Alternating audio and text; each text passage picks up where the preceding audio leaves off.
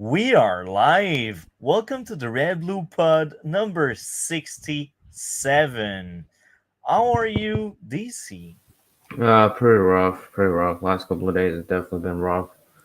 But yeah, just hanging in there at best, trying to power through it. But yeah, because of that, didn't have time for almost anything. But I can give you my thoughts on the first Halloween really quick. At least when we start talking about Halloween for me. But yeah.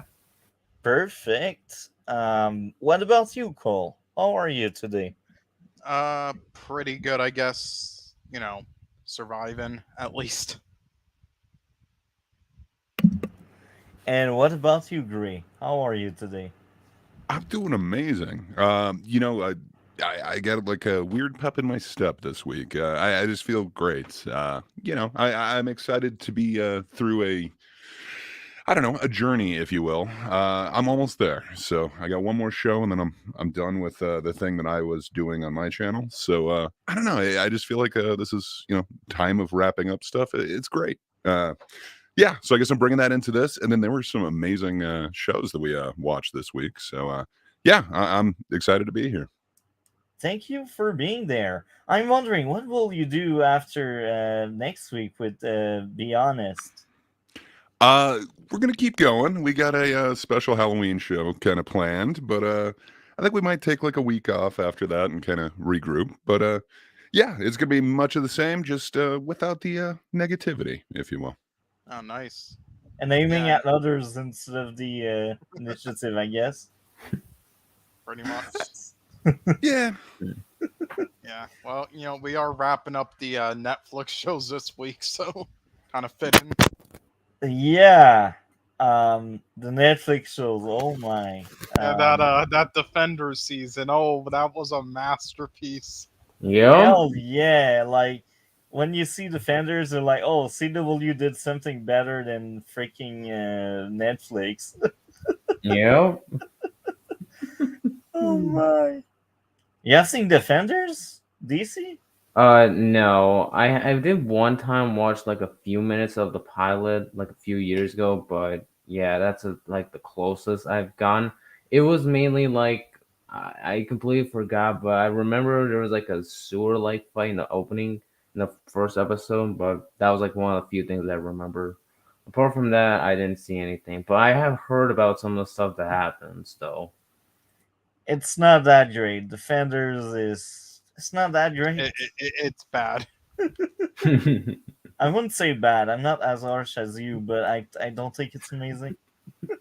Uh, I cannot wait to roast Inhuman next week. This will be funny. I need to rewatch this shit. I've seen it once and that's terrible, and I need to see it again to see just how bad this is because I knew that was terrible before I was a critique out there. I was just watching it and I was like, what is this shit? yeah. So, I mean, I guess we could do Halloween 3 first. Yeah, well, we will start by having DC thought on the first Halloween. Yep.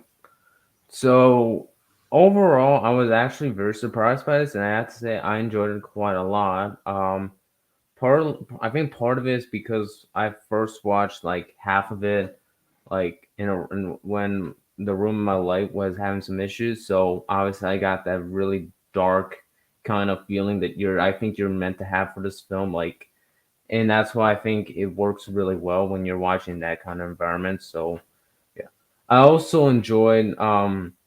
It's not necessarily like a horror movie, but it still freaks you out in so many ways. Like when I think of some of those horrifying scenes, they're not like necessarily horrifying, but they do have a lot greater tension as well. Michael Myers, I thought was great because of how he never even talks. I think he only talked like once, but that was like in the beginning where he murders his sister. I think that's like a few times I heard, if I remember correctly. But yeah, I like how throughout the film he doesn't speak, and yeah, and I also like how some of the death scenes, how gruesome they are. Like where especially the scene in the house, it's like it's really gruesome to a point where And I have to say, when Lori goes into the house and then she sees all like the hanging body, it's like it's terrifying, but it's entertaining. It's entertaining as well. So yeah. Um, mm, mm, I'm trying to think if there's anything else. Oh yeah, I also like how the psychologist was, working with the cops, because that is something you don't often see. But yeah, I'm not sure if it's a thing when it comes to police, but I'm not sure if some like psychiatrics or psychologists often help police officers when it comes to dealing with murderers. But if It's it a does, case by case basis where sometimes they have counseling and counselor to basically help them out mm, finding people and stuff. all right, so yeah, I like that part of the movie because yeah, like what Multi just said. Yeah. And I also like the environment that they set up really quickly early on in the film, where it's a town where you don't where nothing where yeah, bad things do happen, but not so bad, and yeah, it gets worse later on when Michael was around. And I'd say it works well. I think the environment works really well with this film. And I also like how it actually is October 31st, aka Halloween, the name of the title, as a fun like reference. But yeah, um, oh, I think Cole probably left. I think probably his internet. Yeah, Yeah, his computer maybe crashed. yeah, yeah. Anyways, I'm just gonna continue finishing off. I thought some of the characters I thought were trash and unlikable, but they weren't really the primary characters. Um, but yeah, because the primary character was just Lori and Michael and the psychologist, and really that's about it. Those three characters work really well. The supporting cast, you're not really meant to care, but I think they did their part really well. As for any negatives I might have, I don't have a single one. But yeah. Okay. So, anything else you'd like to add? No. Okay, so I guess now we will go with Halloween 3. Who wants to go first on that one?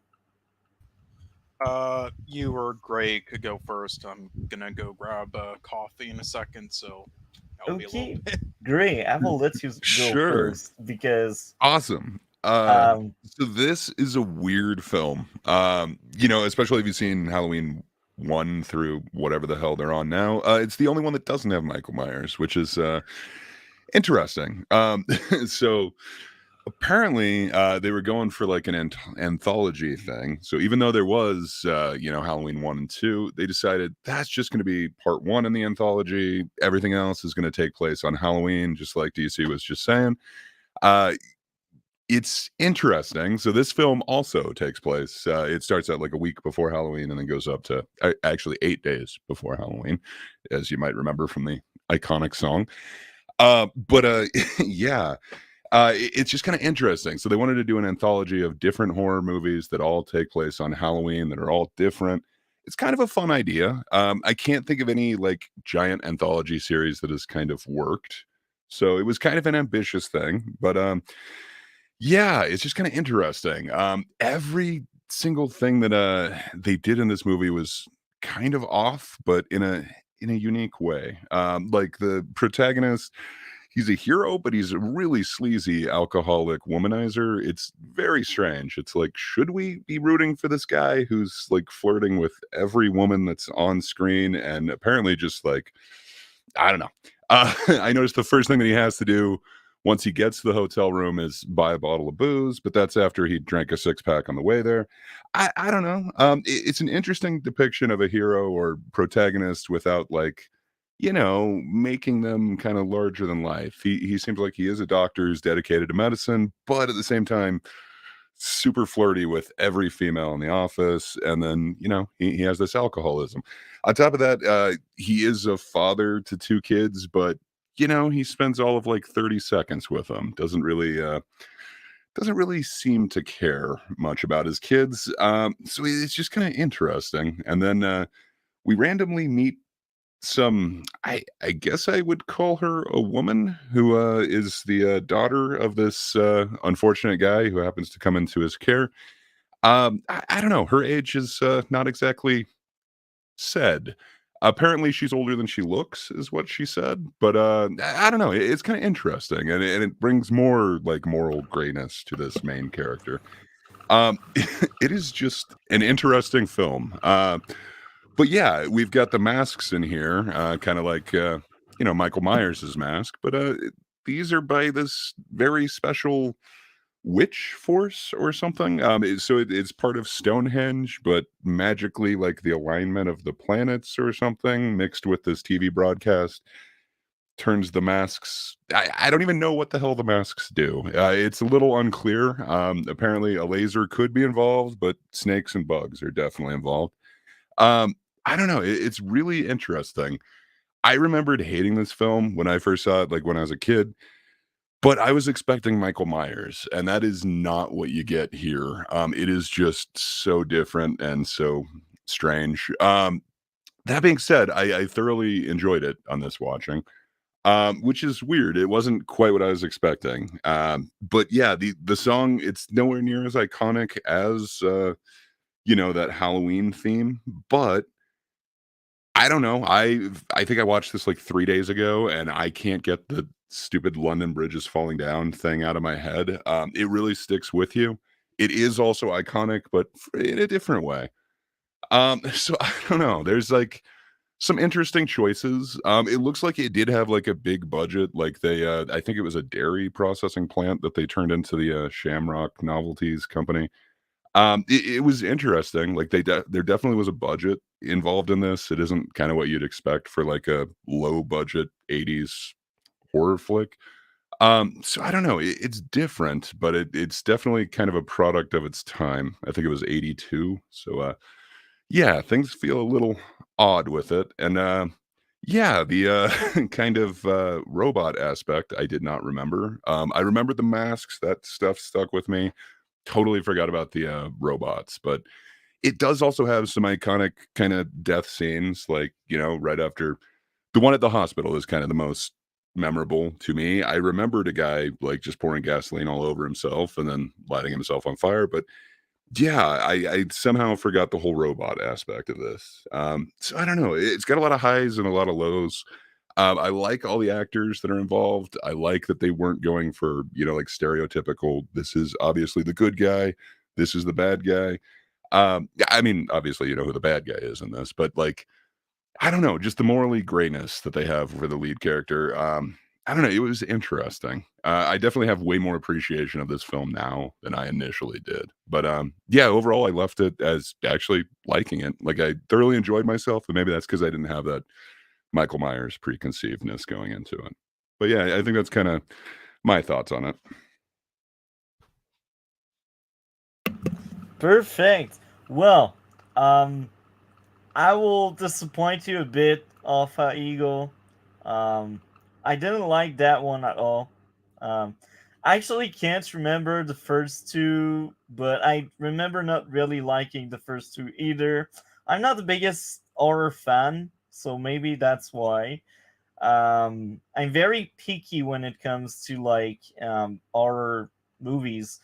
So far, the one I remember the most is Talk to Me, which is a movie from this year, and that's one of my favorite horror movie out there.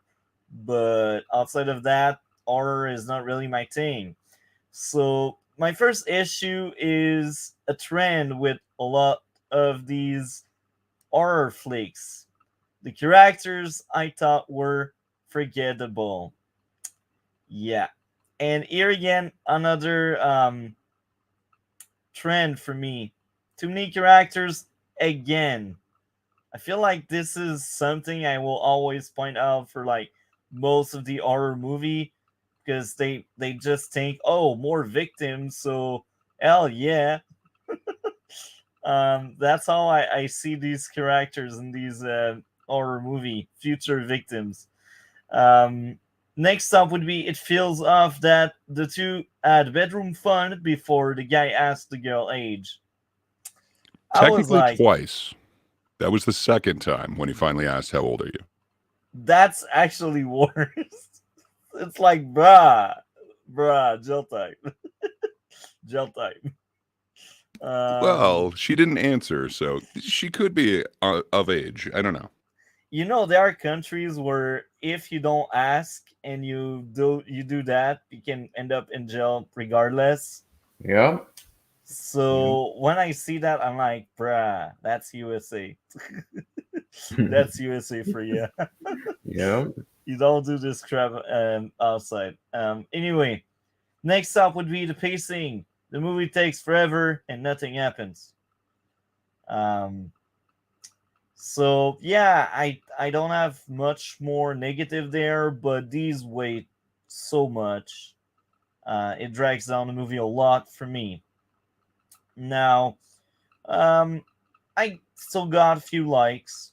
I enjoyed the music, but it's not as interesting as the first two.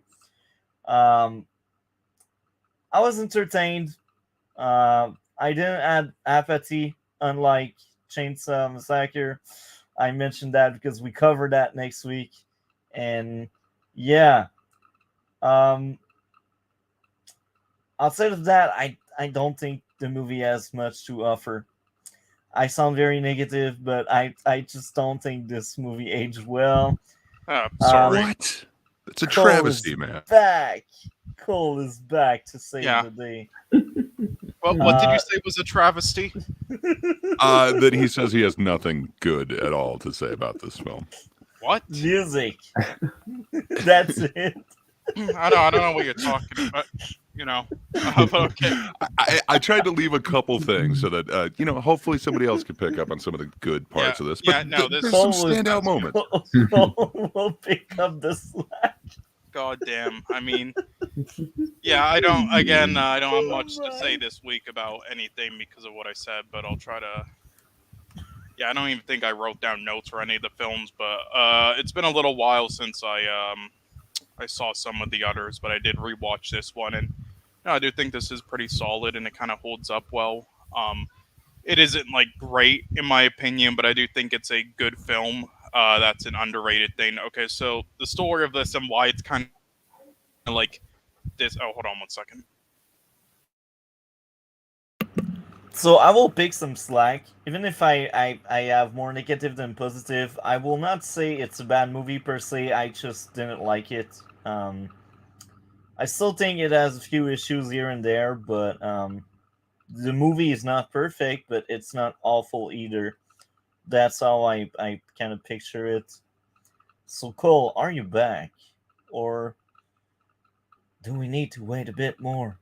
Well, there's a couple more parts that I didn't touch on that I'm sure Cole would touch on, but I don't know, man. There's more going on than just the actual plot in here. Like you get the whole anti-consumerism, just becoming automatons. Like there's so many themes that this kind of touches on.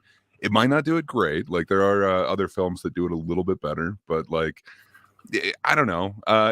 You can tell with the subtle themes of I bet you shop at those big malls or whatever.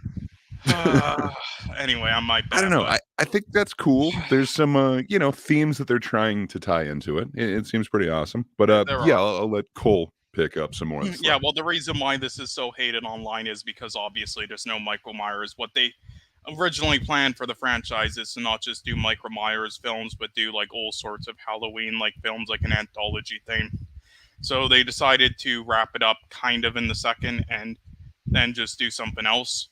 And people didn't like that because they're all Michael Myers fanboys at that point. So this was kind of hated on just for that reason alone. But over the years, it has gained a cult following. And it's considered pretty solid now. And I have to agree. I don't think this is a great film. I do think it definitely has narrative issues here and there. But it does an overall good job, just how it's made, acted.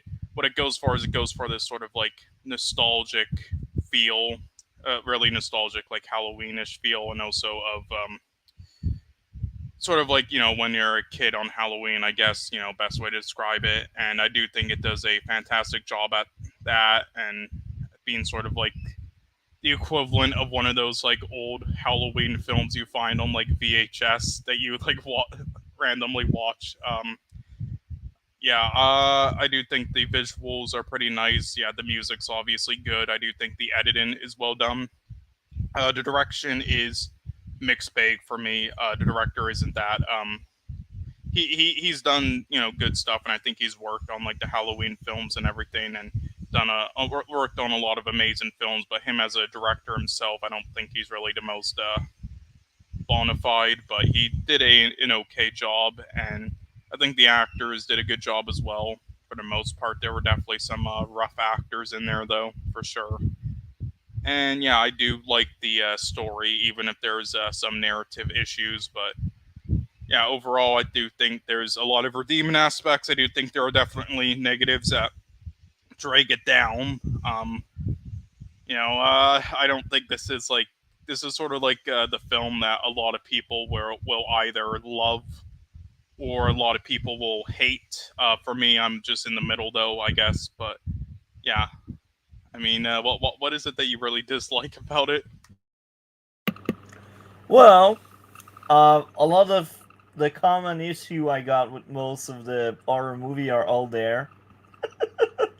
I don't think anyone missed with a gun or anything like that. Their aim wasn't off. Come on. That's not horror type, because most horror type are like slashers, so it's hard to say, oh, they can't aim. So yeah, like having too many characters and forgettable characters is two things that are very common in the horror genre. I think the horror genre is the weakest when it comes to characterization. And maybe that's why I like Talk to Me so much, because the characterization on that movie is amazing. I would just have to disagree with you that like all of the characters on this were forgettable. Like there's so many of them. Like granted, I'm horrible with names, so I can't remember them. But like the redheaded like morgue doctor or whatever, like she's super memorable. Like how come she wants to go to dinner with this weird guy like so much, and she's doing all this extra work so that she'll get dinners with him? Like that, it's weird, but like I remember her, like the gas station attendant guy. That's super like memorable. Apparently one of the Michael Myers himself is one of the robot dudes. I don't know. Like there's some pretty memorable characters in this. Mm-hmm. Like how many I don't know, times you have Connell seen it? himself, I think twice now. So granted, it was like 3 days ago, and then like when I was a kid. But yeah, I had much less. I thought much less of this film until I watched it like 3 days ago, and was like, all right, this isn't what I remember. But I don't know. But like the dude that plays Connell in this, he's the same dude from RoboCop who runs OCP or whatever. I don't know. That dude's memorable in this like weird County Cork accent that he's doing. I think there's a lot of like weird characters that are just like very colorful and memorable. And yeah, the other thing though, a lot of people kind of have been bringing this film up again recently because they sold the rights. It was either going to be to Miramax or A24. Miramax got it, and they said they're going to do some cinematic universe. Oh, nice. Kill me. But a lot of celebrities... There's some cool potential for that. Yeah, there is. But a lot of celebrities, like I believe Macaulay Culkin, have recently been, posting saying like they should really try to like bring back a Halloween 3 theme, what they tried doing in the past, which is step away from Michael Myers and just make like a yearly Halloween film involving something else, sort of like the Saw films, how they were yearly, do something like that. A lot of people have been wanting them to like try to do that.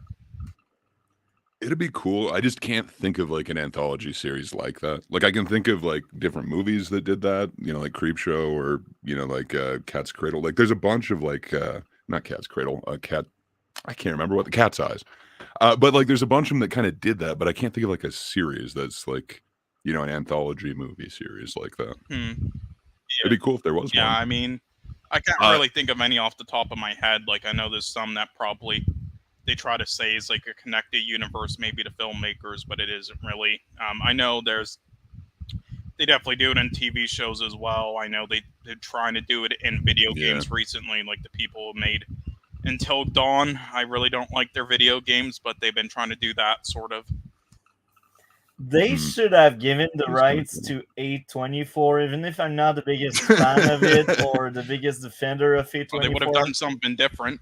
Yeah, and I will admit, most of these A24 movie, I'm not the biggest fan of them, but they have vision and they try to do stuff. Yeah, I think they are yeah, very, creativity, unique stuff.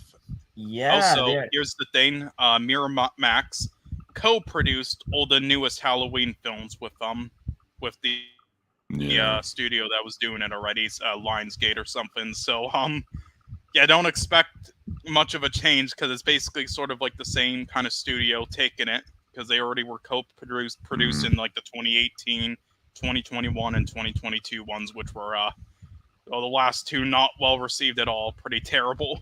oh really? I cannot wait to roast them. I'm Yeah. sure I can find lots of shit to complain about. Halloween Kills. Just wait till you get up Oh there. boy, you're gonna laugh at Yeah. Halloween Kills. It is the funniest shit You're ever. gonna love it once Hell yeah. Rob Zombie gets the wheel. Yeah.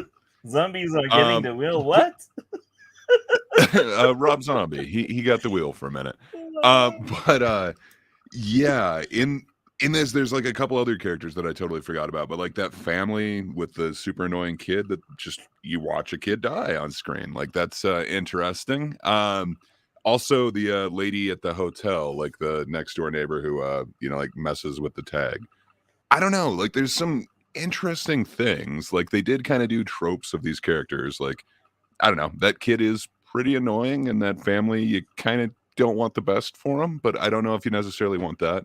But you're mentioning it's like a slasher flick, or at least the first two were they tried to go like the exact opposite direction with this. So there's no like slasherness in this. Instead it turns you into weird bugs or whatever.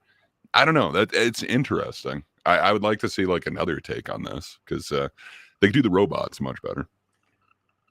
Okay. I will be honest. I don't have much more to say. Except if you guys would like to add more, I think it's the right time to add the score for this masterpiece. So I wouldn't go so far as to call it a masterpiece, but I don't know. It's more good than not. I'd give it like a 6.5. Yeah, I would give it a 6. That's hilarious because that's the same score as me, but me, I'm a bit more harsh because to you my that's 6 mediocre. Yeah, exactly. So yeah, that's a 6.5 for me. As I said, I wasn't the biggest fan, but I recognize a decent movie, I guess, when I see one. So I will mark down the timestamp. And coming next, we got Daredevil third season. Now I will ask DC, will you stay around with us, or you will need to go? Yeah, I think I'm gonna have to go. Okay. What do you have going on your channel? Not much, not much. I've been trying to get some ideas, and I do have some ideas, but yeah, that's like about it. Okay. Thank you very much for coming again. I did have one thing maybe it might interest you. Not many people have kind of done this yet since you're into comic book movies. Like I seen you review The Quest for Peace. Maybe you could do like reviews of the oldest stuff, like the for example, the 1940s Batman, the 1940s Captain America, the 1950s Superman stuff. Yeah, I plan to review those. Yeah, though I'm not sure we're gonna play if you have Cole. If you plan to do some of those movies on the podcast. Well, there's gonna be a point where we will watch all the Marvel and DC stuff, and then and all the the shows in present day, like by all the comic book studios, at least that have already been released and not active right now, like weekly things. And at that point, for the TV show slots, we then might go back to doing that, like the 50s Superman show and other things and other old movies. Dependent. All right. And yeah, that's the point. Like RedBlue Pod, as I said to Cole many times. I don't know if I told you as well, but red is for Marvel and blue is for DC. So that's why, like, almost every week, there are a few exceptions. Like when we were recovering Star Wars, that's the only time around. But every week, we try our best to have at least one or two DC and Marvel topic among the bunch. And eventually, we will run out of more modern stuff. So, of course, we will explore these more obscure and less known movies and TV shows from both DC and Marvel. Yep. So, anyway, DC, thank you very much, man. Have a great one. Take care, and we Yep. will talk later. Same you too. Bye. So here we are. I'm wondering when K Dot will show up. He knows we covered Gen V today, so we will see. Um, okay, next topic: Daredevil third season. Wants to go first on that masterpiece again? Uh, Again, I'll let one of you go first, I guess. Okay. Um, so unfortunately, I didn't have time to rewatch it on recent days, but I still have seen that season 3 times in the past, and the last time was last year. So my. Based on what I remember, plot convenience all over the place. Everyone is under Fisk control, only to move the plot further. The FBI is basically Fisk army, and this bothered me so much. The first reason would be conflict of interest, right? And I will also bring some real life example. I will ask the both of you. Do you remember in Canada we had the trucker strike last Oh yeah. 2 years ago, I believe, 3 years ago. It's that long. Um, we had the cops there, right? After a few days, the cops down there, they were basically siding with the truckers. And because of that, the government was like, let's place other people so they are not as connected or involved as the other ones. So they are more cold and more strict with these truckers. Now, the reason why I bring this is Fisk is basically controlling the FBI, and the FBI does nothing about it. They just like say, okay, we will just let him like do whatever he wants because reasons. So, like, each season had a lot of plot convenience, but this specific season had the most. It's just crazy how contrived the story was. And I will add a bit more. I remember something that really surprised me by the end of the season.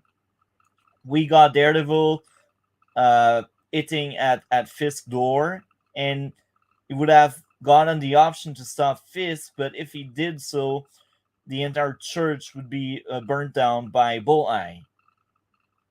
So what happened?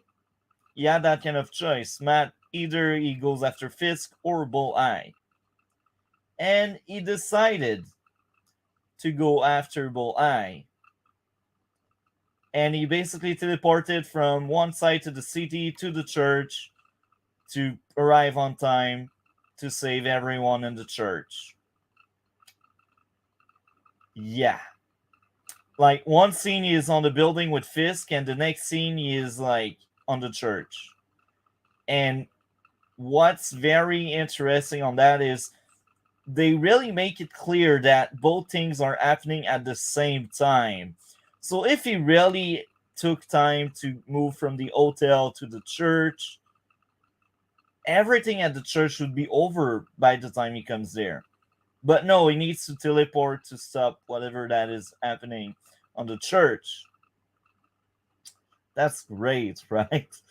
Um, oh yeah, and Matt survives an entire building crashing and collapsing on him, but that was more of a defender thing that did lead out into the third season. So yeah, this is like the raw thoughts of the third season. Like most of the characters in the third season are just plot devices, and they are just like there to serve Fisk, and that's it.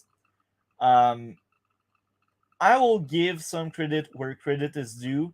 They did flesh out better Vanessa, the love interest of Fisk, and they did flesh out a lot Kieran Page, and I like that a lot. But the bad is just very bad. The pacing of the third season is also really, really, really slow. It feels like Punisher, like takes forever to get to the point. Amazing, right? What else? Um, Apparently now Fisk can see in prison and control prison because the plot wants him to have control over prison. And yeah, now the FBI works with Bulleye. Bulleye wear the fake costume, and he just goes on ops with cops. Great. He was on the car with the cops. My. I don't know what they were thinking. I know they swapped the writers. It's not the same people that made season 3 than season 1 and 2. 1 and 2, the same people were involved, but season 3, they changed who was involved, and you can tell. It's just as simple as that. You can tell. um, I had another complaint I had, but I can't remember. It just left my mind. So I will let you talk a bit. What did you think of Daredevil third season? I'm not a huge fan of it. I remembered it being a little bit better than watching it again. It didn't live up to like my memory of it. I didn't make it all the way through it, but I kind of just grabbed a handful of episodes and then kind of remembered what was going on with it. Yeah, I didn't like the whole Bullseye, like whatever. I guess I've never been a fan of that character that much. But yeah, I just didn't like the way that they so this whole season, like it was kind of like the Born Again arc from the comics, but like just so wrong. It was like their interpretation of it, but I don't know. It just doesn't feel earned. Where like in that one, you can kind of, I don't know. I guess I kind of understand like the how heavy-handed the like religious iconography and symbolism is, but in this, it just kind of felt. I don't know. To me, it felt like they weren't using it quite right. Like, for instance, like he grabs the nun's habit as like his new mask or whatever. I don't know. I just don't feel like they did that as well as really they should have. And then yeah, just certain characters in this were just kind of I don't know. I really didn't like the whole Bullseye character at all, or him. You know, I guess I just didn't like that character's arc. I do understand what you're saying about like Fisk having like nothing but plot conveniences, but that is kind of that character. Like, unfortunately, like he's not like he can't fly or anything. What he does is he buys people off. So I don't know. That didn't get to me as much. And then when you're saying like the FBI works for him, it's like really just those two guys. I don't think it was everybody at the FBI. So he kind of made the one guy go up in No, ranks with it all was of the information that he was sending. it was everyone. Great. You may Was have it? missed Okay. it, but at I didn't watch every episode, so I might have missed that. I thought it was just he was nurturing the one dude up, and then he already had Bullseye. at But some point perhaps I'm wrong on that. at some point there's like the blonde girl that's basically like the chief of the FBI, and she's basically just Fisk puppet because reasons. Yeah. And at All some right, fair point enough. I do remember at her. some point she makes like the I can't remember his name, but the guy that basically decides to turn on Fisk, and then his life ends because of that. But she basically forced him into ending someone else's life for Fisk. Like Fisk Yeah. is really controlling the FBI like Fair his own enough. army, and Yeah. it just feels Well, and that kind of fits with what the character is. Like that is kind of like his ability is like essentially like he buys people and he has people working for him. Like the whole like kind of owning the prison from the inside. That's not like original to this series, but I don't know. I understand what you're saying. Like it does seem like a plot convenience where you know anything's possible because he owns everybody. So yeah, you that know was my what issue. do you do? And that Yeah, moment I get where it. the guy flips on him because he's like it went too far and I decided to pick a stand and face you. That was one of my favorite moments in the entire show because at last they acknowledge how stupid this is, that everyone is just saying, "Oh yeah, I will accept your bribe. Oh yeah, I will accept your threat." That kind of stuff. Um, Yeah, so I'll let you. fair Oh, enough. actually, I remember now what was my other issue. So you may have missed that one, but there was the guy that basically created Daredevil suit.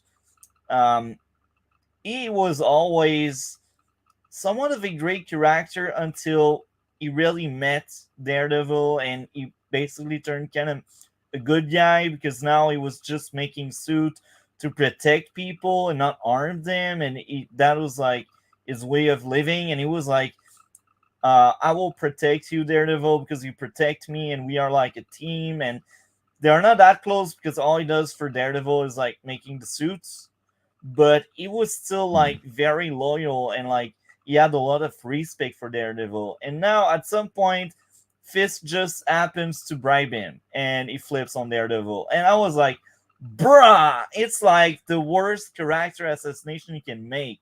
Like the one guy that shouldn't be able to be flipped is flipped. It's like, bruh, are you kidding me? This season irritates me so much.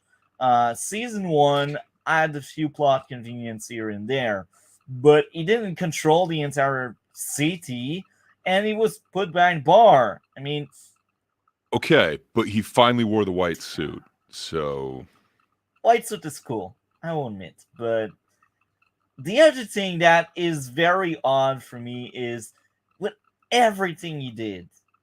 And they had that silver bullet they talked about in season 1 or 2. I can't remember. I think that was season 2. And because of that silver bullet, it would be impossible for Fisk to be free, right?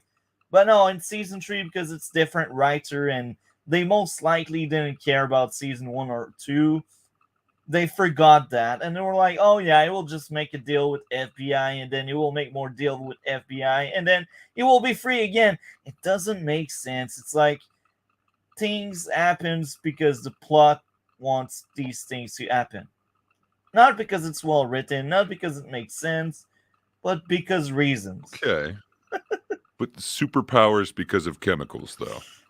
Like Yeah, it is, you're supposed to suspend some sort of disbelief, but I understand what you're saying. Like he does own everybody, but like it, as yeah. I said in season But 1 and 2. what about that prison fight? Like that prison fight was pretty That cool. was season 2. No, it was this one because Oh it's yeah, Daredevil That almost was my dies in the favorite part. with the prison. hospital. Yeah, well, Yeah, yeah. it's like 11 minutes with no cuts. It's pretty sweet. Supposedly there were no cuts.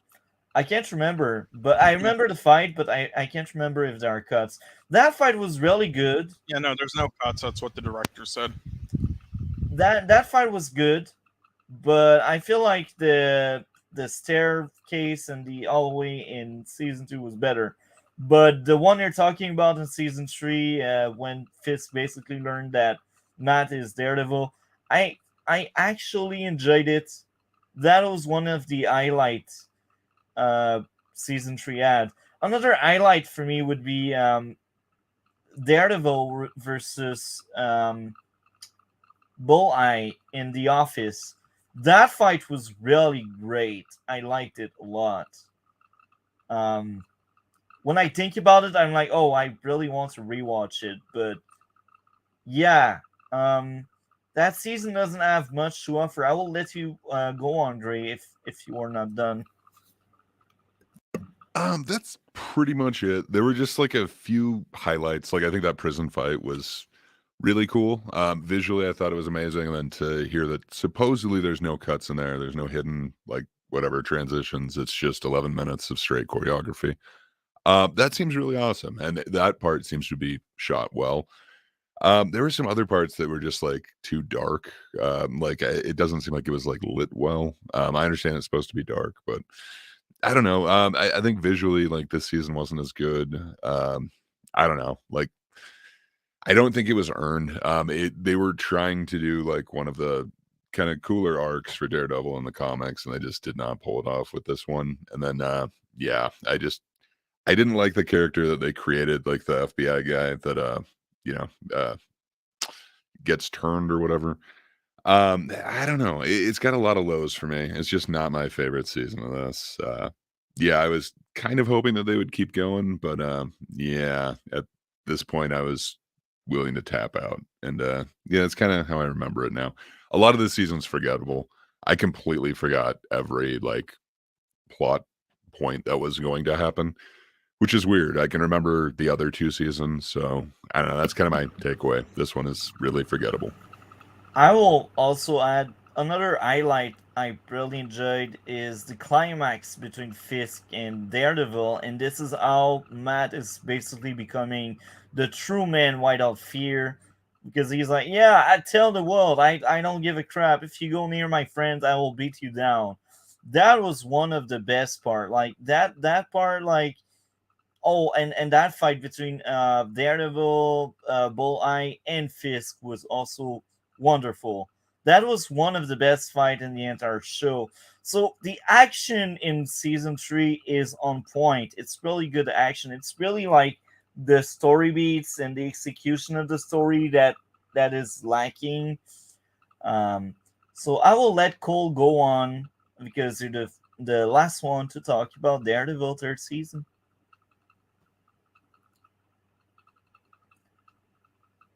Cool. Cool.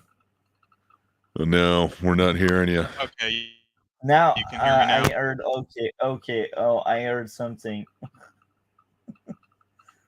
Cool. What's going on with your mic or your headset or whatever? Cool. Oh no. It worked Okay. for a second when you said okay and then just clicked back out. But yeah. I don't know. So I guess you've seen this season 3 times, you were saying? Yeah.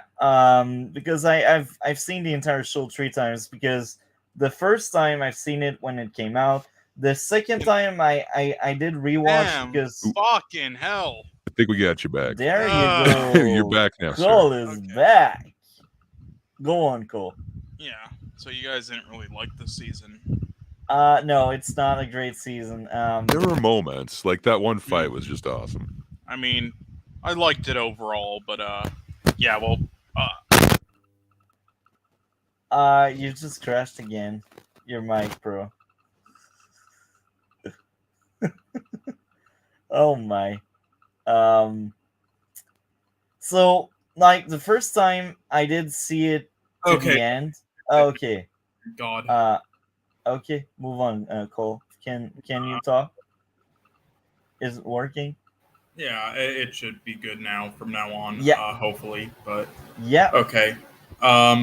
Yeah, I'll just say first and foremost about this season though is this is probably like one of the only Netflix seasons of a show where I actually think like the 13 episodes is justified, sort of with all the character build up. Is not just dragging out too much, at least in my opinion. I agree. Uh, I think yeah. it's more like the runtime that is rough, but I Mhm. do agree with the 13 episode format for that season. Yeah. Now, I enjoyed this season. It does start out slow, but I do think there's a great payoff. All of the scenes building up stuff with the characters, you know, and the families and introductions of others and backstory of characters, such as even Karen. I think it's all needed and it's well done for the most part. The thing that I just don't like about I just wasn't into it really as much. I I don't think it was wasted. I don't think it was like poorly done. I just wasn't really like invested into it myself. They did it all to make you care about everyone, and I mean for some people it worked. Like a lot of people love this season. I'm in between, really. What I will say though is I at least enjoyed all of the supporting characters in this, even if it didn't completely work for me with all of them. Unlike Luke Cage and Iron Fist, which is just full of shitloads of bad supporting characters that don't make you care about them at all in any way.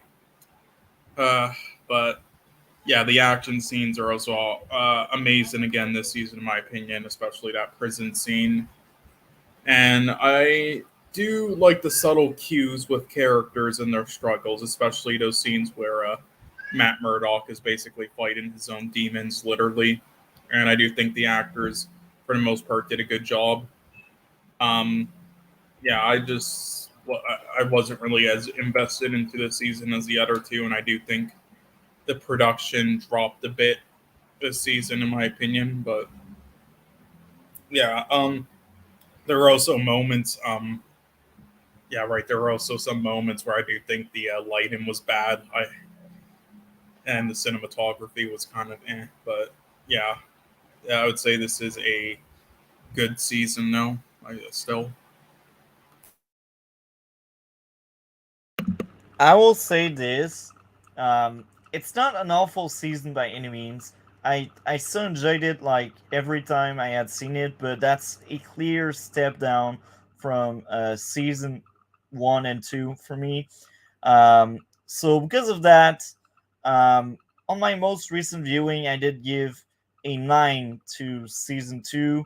So last year, I think I remember giving season 3 like 8 or 8.5, but thinking back about it, I can bet if I rewatch it to the end, and I will eventually rewatch it to the end again, because I still enjoy the show overall, and when I like something, I just keep watching. um, but I can bet this will most likely be a 7 or a 8. I don't think it will make the cut for 8.5. So yeah, 7 or 8. That's my grade out of 10 for the third season. What Hmm. about you, Cole? I'd probably give it like about the same, a 7.5 or an 8. Okay. And what about you, Gray? I think I go like 7, just a little bit lower. I guess I'm mean. I didn't really like the kind of side character plots. Like, I don't know. I guess I didn't care about like Karen's backstory or Foggy's as much. Where, yeah, I don't know. I could understand if you're really looking for that. I don't know. I wanted them more together rather than following them separately. So to me, it didn't hold my interest as much as the others. So 7. By the way, since we are in Daredevil topic, there's some news. I almost forgot. We needed to talk about that. Um, Apparently, they fired everyone involved in Daredevil Born Again, which will be the Disney Plus show that will come out next year. I thought that was hilarious, hearing and seeing many videos about it. Yeah. Um, I mean, at least Cole, they're I will finally let you go learning first. that their shows suck. It only took them this long. So, Cole, what do you think of that? Yeah, I mean, it's hilarious, and God, I don't know what to think. Hopefully, this doesn't hurt the show, but I mean, with what I heard and what the other MCU shows, such as Secret Invasion, were like, it needed to happen, and good on them for doing this and restarting, literally. Um, yeah, it just took them this long, though. Like, holy fuck. I haven't seen Loki season 2 yet. The episode's releasing. I'm probably going to soon though, just because the one actor is in it that I really liked. You know, the one guy from that Everything Everywhere all at Once movie. If you remember, Multi, I remember the Yeah. movie, but I don't remember any of the the actors. one male actor, like the husband character. Yeah, he's I in Loki season 2. I So can't remember. Sorry, bro. He also played Short Round. yeah, and the Indiana Jones as a kid, and in the Goonies, the Asian kid. Oh, okay. Now I see. Okay. Yeah. It was on everywhere.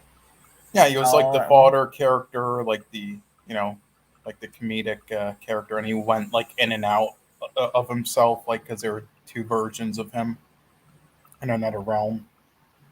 My take is I am freaking glad that they fired these stupid altogether.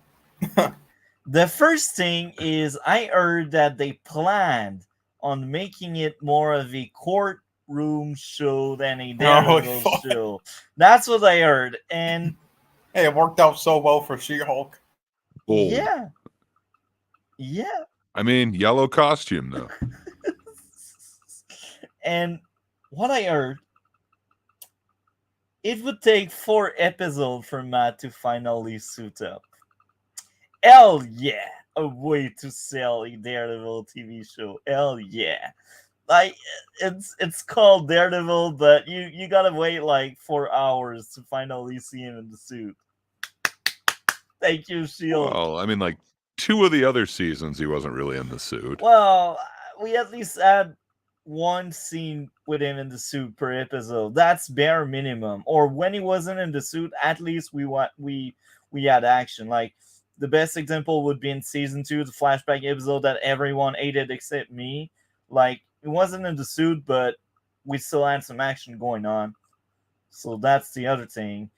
And I heard something else. Apparently, they deleted Karen Page and Nelson Foggy off screen. The two character that made the Matt Murdock aspect to Daredevil interesting. I thought the scenes with all of them together, or even the scenes like Karen Matt or Matt and Nelson were good. Even Nelson and Karen were really good scenes. And you plan on just writing these character off. That's amazing. That's weird. I hadn't heard that. I had heard that they were coming back. That was the last I'd heard. So I was like, all No, right. But, they planned on erasing these two characters to leave some room for their own amazing Disney Plus characters. What a shit show.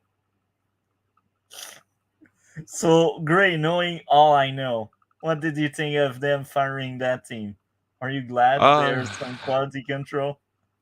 I don't know. There were ups and downs with like the MCU, so like without knowing anything about the story, I'm not sure. But I don't know. It would be a bold choice to make it a courtroom drama instead of a superhero show. It could work, I suppose, but yeah, it sounds like it's probably for the best. But I don't know.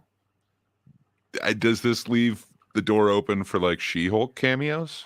It seems like, maybe. Based on what I've heard, you will have a new love interest, but it's also likely that that Jennifer Walters She-Hulk will basically cameo. I just hope they don't end Makes up sense. together. Please don't. As the new love interest. You never know. Don't make it happen, please. It will happen. Don't worry. How to humiliate freaking Matt. I mean, She-Hulk, bro. Yeah, and everybody said he will have a point in it. Don't worry, it won't just be a pointless cameo. That's what everybody. You see the yellow suit though. Yeah, God, it's like I literally was told by like a friend that like I'm a fucking idiot and I wasn't paying attention to the show because I said that, only to be proven right. Like holy fuck. This is just. But the point was the yellow suit. The yellow suit. Yellow. Oh, bro. If that's enough for you to be pleased, be it. Yeah, it's the yellow suit. Hey, it's just like Wolverine, he's got the yellow suit. Deadpool 3 is going to be amazing. Finally, yes. Yeah, that is not enough for me, and I did not like that. But the co-host of my other show happens to love that, so I don't know. He's gonna walk me through She-Hulk and why he does, but I don't know. Since we are deep into She-Hulk, that was a year ago when the season ended, and I remember having Chillmonger on, and we did roast the shit out of the show, and that's hilarious because on the first week of She-Hulk, we had Chillmonger on, and we talked with him, and he actually liked a lot the first episode, and Cole and I hated Really? the show a lot. Well, I didn't hate That it. first episode, though. Yeah, I didn't hate it as much of like the reasons as other people. Like I gave it a chance, and I do think some of like the bitching with certain things about the show was unjustified, at least in the first half, and then in the second half, yeah, it was like a bunch of. It was like you literally got a bunch of Twitter check marks to do it, but that first episode, though, rewatching it, holy fuck, it's one of the worst like introductions to any comic book character ever. It was laughable. Yeah. And that's funny. I mentioned that because when he came back when the season ended, he was on our side. He was like, "Guys were right. This shit was bad." Yes, and he didn't really like the first episode and whatnot, but he just like he didn't think it was garbage. He wanted to give it a chance. That's No, maybe fine. you guys just didn't get it. Okay, it was supposed to be bad writing on purpose. That's what makes it God. smart. You just no. You know, that's the thing. Like, it's like the breaking the fourth wall comedy was like made by people who don't understand breaking the fourth wall comedy, or it's like they think that just because there's scenes of her breaking the fourth wall, it's automatically funny, even though there's no joke or good scene in there. And just meta. Like the finale, it's like being self-aware doesn't automatically make it funny. The scene actually has to be well done, sort of like an Edgar Wright film. All right, that wasn't well done. It was literally like. It's ironic because then we met the AI Kevin Feige in the finale, but it was literally like the writing and every character in that finale was an AI. That's how fucking empty and bland it was. But you don't understand. It was only bad because the writers were supposed to be bad. Oh yeah, they were supposed to make it like an AI wrote it and everything because the Kevin Feige's an AI, the villain in it. Yeah, and it's all on Disney Plus, right? Yeah, it's just genius. Remember that time where she was too high on alcohol to actually like transform into She-Hulk, but she was just packing these punch in her face and she wasn't dying. She had like the Hulk resistance without being the Hulk. Oh yeah, that's the writing of She-Hulk for you. Yeah, you know, this is like these are like the same people who defended the Flash. It's like don't worry, it's supposed to be bad on purpose. Don't pay attention to the other 80% of scenes that are clearly bad as well, but not in the same way you described. It's intentionally bad. Woo. So we're all excited for season 2. Hell yeah, more roast, man. We enjoyed like. We always started with this because I didn't want to sound like the anti-woke crowd. Like I wanted to get the worst out of the way every week, and that's funny because that went on at the same time as Stargirl, and we both like Stargirl a lot. Don't you find that ironic though, Multi? Is that they fired all the writers and everyone for this Daredevil thing, but the same exact people who fucked it up first are still writing She-Hulk season 2? Wow. You mean the anticipated She-Hulk season 2? My. It will be roasting time, and I will add a bit more context to Gray. Like every week, I was marking down the time I laughed and the time I had a smile because we had like you'd be like no laughs this week or one laugh this week, and it's like I got 2 smiles. And it's that's like what that's I was like like. now 8 smiles. Oh yeah, 5 episodes. Huh. So you were as self-aware as the show was. Wow. Hell yeah. Wow. Hell yeah. That was meta. Yeah. Well, to be fair, I think you smiled more times while watching that show than the main character did. Yeah. Hell yeah. And I'm a man, right? So yeah, She-Hulk, cannot wait to roast season 2 when it comes out. Coming next. A bit of positivity, I think. Scream 2, and I may shock both of you, but I actually enjoyed that movie. Yes, I But enjoyed wait, an you horror weren't movie. that I knew positive you were on gonna Scream enjoy 1, this were you? more. I hated the first one, and Yeah, I yeah, liked That's what I listen, thought. the second Okay, one. Listen, fair enough. look, you know, if you didn't enjoy it or get into it, okay, but Oh fuck! Hold on. God damn it! I just dropped my water everywhere. Oh, I'm blaming that on you, Multi, for not liking. Why would you Scream do 1. that to him? Yeah, you used your telekinesis or kinesis, whatever, to knock that over because he saw that I was about to criticize you for not liking Scream 1. God damn it! Scream 1 was bad, guys. God, Scream no, 2 is but good. look, Scream 1. It was again, a if Wes you're Craven classic. yeah, if you're not personally into it and what it's doing, that's fine. But again, like every single negative you gave is literally what it's going for. Like it's supposed to do all those dumb things because it's supposed to be a bad movie. fun of dumb horrors. That's what it's doing. So perfect. I'm right to say that it's meant to be a bad movie. Perfect. No, Move on. with Scream 2. it's a satire movie basically, and also a partly serious one. Like it's, it's like it's different if it's like She-Hulk, which is just genuinely bad and is not trying to be. So Scream 2. Who wants to go first on that movie? I mean, I guess I could, but yeah, I mean, I enjoyed this, and again, not as much as Scream 1, but I do think it's a good film. The opening, is really good. This is probably like one of the only good performances ever from that one bitch. I won't say her fucking name. You've probably seen some shit in the The news Oscars recently. one was all right. Yeah. Yeah.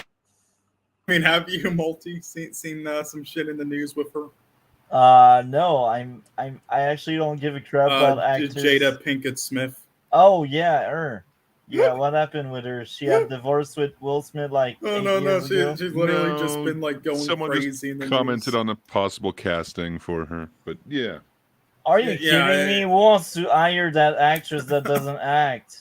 I don't Wow. know, and that can't act well. And somebody unironically tried saying she was like up there with like some of the best African American actors in the past, and I'm just like, are you fucking high? What has she done? But anyway, yeah, but no, she was just like in the news recently because she was like acting like a nut. Like she revealed that actually in reality she hasn't been married to Will Smith for like 7 years or something. And then she's just been like just saying a bunch of crazy shit, and everybody's just like, "What the fuck is going on? Is this bitch like on cocaine?" But I mean, she always is because fucking hell that she is nuts. But anyway, yeah, and she's not a good actor at all. But this is probably the only good performance ever from her, and it's only 5 minutes, so that's good. But yeah, no, the introduction and everything was great, just like the first Screams, and yeah, the visual style is still great. The production and location still feels like Woodsboro, and it adds something new to it. The characters are still all likable and everything, and all the kills, and I love like the PTSD aspects of it all with her, and many other things. No, like I thought I wrote down like some notes for this before, but I can't really find them. Maybe I'll find them later. But yeah, I really enjoyed that though. Little sad seeing Randy die like that because he was one of my favorite characters, but whatever. There was that one death though that I really didn't like because it. Now, unlike all the Scream 1 issues you had, this was one of the moments in Scream 2 where they weren't trying to make fun of horror films. It was just done like a bit too seriously, which was the one where she goes over to the car and then he just like magically teleports there. It's like that was just stupid, and that wasn't trying to make fun of anything. That was just like illogical. Like now that's when you can criticize it. But yeah, so I didn't like that. But everything else I did like, and I like the narration again. I like how it kind of follows like the same things as Scream 1, but does change it up a bit. I like the character progression and growth of a lot of them, especially the I keep forgetting her name for some reason, but the reporter character and everything. I'm just thinking of the fucking Courtney Scream Cox, 5. but I can't remember the. Yeah, character I'm gonna rage at Scream 5 when we get to it. But anyway, name. I mean, it's not the worst Scream at all. It's definitely Scream 3, but still. I was gonna it's just- say. yeah, there's like, it isn't a bad film. I would say it's like maybe mediocre, but there are things in it that make me fucking rage like hell. But anyway, yeah, nothing else off the top of my head, I think. But yeah, it's enjoyable, and it does similar things, but it changes it up enough and does different turns, and it also satires the first Scream film as well, which is fantastic. So it makes it even more meta, and it's also because they filmed this back to back. I believe Scream 1 was released in like 1996 or something, and this was released in like 1997 or something. So yeah, and also fun fact, they were originally for Scream 1, originally it was supposed to be Scary Movie instead, but they changed it to Scream 1 afterwards because Wes Craven wanted to do that. So that was actually the original intent of it anyway, which also shows that it's supposed to be a satire multi because it was originally made as a full-out satire. But anyway, yeah, I enjoyed this a lot. What about you, Gray? Yeah, I think this is like it could be peak Wes Craven for me. I really dig this one. I think I might dig it more than the first. They both kind of go together for me. It's kind of what horror movies should be. Like the first two should kind of go together and be on par with each other. So I really dig it, and I like a lot of the characters in this. Yeah, I totally forgot that it opened with Jada Pinkett as that actress. I totally forgot that. Should have remembered it. I've definitely watched Scary Movie recently, and they definitely parodied that. But yeah, I totally forgot about the opening of this. So to me, I guess it wasn't as iconic or stand out as the first one, where I definitely remember Drew Barrymore. But yeah, I dug a lot of this, and yeah, Jamie Kennedy is always awesome, and yeah, I forgot Jerry O'Connell was in this one too. Anyway, I really dig it. I don't have anything really negative to say about it. That'll probably come with Scream 3, but yeah, it's what I think a slasher horror flick should be. And then yeah, like you mentioned, when they actually bring in like the whole ghost face thing in their self, the now I forget what they call the movie in the movie, but yeah, when they bring that into it, it gets even more like meta, where yeah, if you do have this strange killer wearing this mask and then everybody else is wearing it, it kind of makes it a little bit more complicated. So there's certain aspects that I like about it that they kind of made more grand than the first one, but yeah, I thoroughly enjoyed it. I think it's a good flick. Yeah, I completely agree. I Now- liked it. That's Yeah, much you better than the did. first one. Hell yeah. I won't sound like a hater. Number one, I will start off with my issues. I have a few, nonetheless. It's no masterpiece. Number one, the opening scene tried hard to be funny, but it wasn't. Next up would be too many characters again. I didn't give a crap about any of them. Another stupid character telling too much over the phone with someone she doesn't know. Well, again, isn't that kind of parodying that though? How it's like they I just still keep think talking. it's stupid. Really? But they're working on that trope. I don't care. Yeah, and yes, and also the number of characters you don't care about. That's also like the joke, because in horror movies they always just like fill it with a bunch of like dumb teens you don't care about that are just there to get killed, and that are Next like up. made for comedic effects. But The girl being done to desire to want to see the face under the mask feels off and stupid. And the next issue, you mentioned it, Cole. Ghostface basically teleported out of the car and went behind them. And these are my issues. That was one of the rare moments where it wasn't really like it was kind of like playing on the trope of how the villains just like randomly teleport, sort of like Jason Voorhees in the old Friday the 13th and other horror films, but it played it too seriously. So that was the issue with the car one. Like that's one of the few ones where you can actually criticize, because that was being a little too serious. I have much more likes than the first one. I thought that was very ironic how the guy died over a prank. That was very early in the movie. The guy on TV was entertaining. The classroom debate was entertaining. The music on point. Um, I like a lot of the message they had throughout the movie. Um, what else? What else?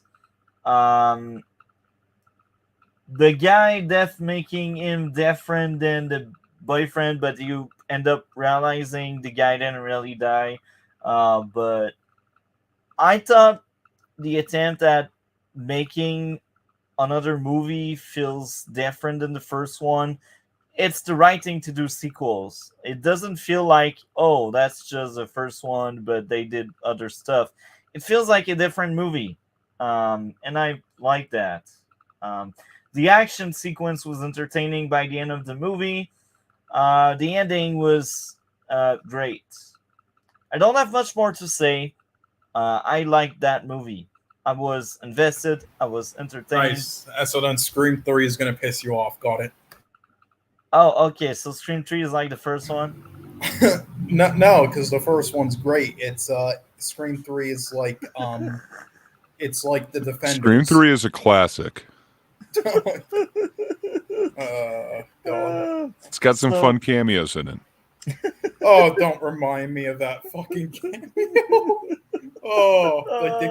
How much did what's his name again, Kevin Smith or whatever? How much did he pay him to put that in there? It's also funny how I've just seen today both Chainsaw Massacre and Brah characters in both movies are so stupid. It's unbelievable. Yeah. Ow. Why? Yeah. Oh, nobody answers. Let's enter that dark house. Oh, I died. Oh, all of our friends vanished. Let's go search for them. Wait, what film are you talking about? Chainsaw Massacre. Okay, no, I'm gonna defend that. All right, because No. Next week. This is shit. Nah. I don't have much more to say about Scream 2.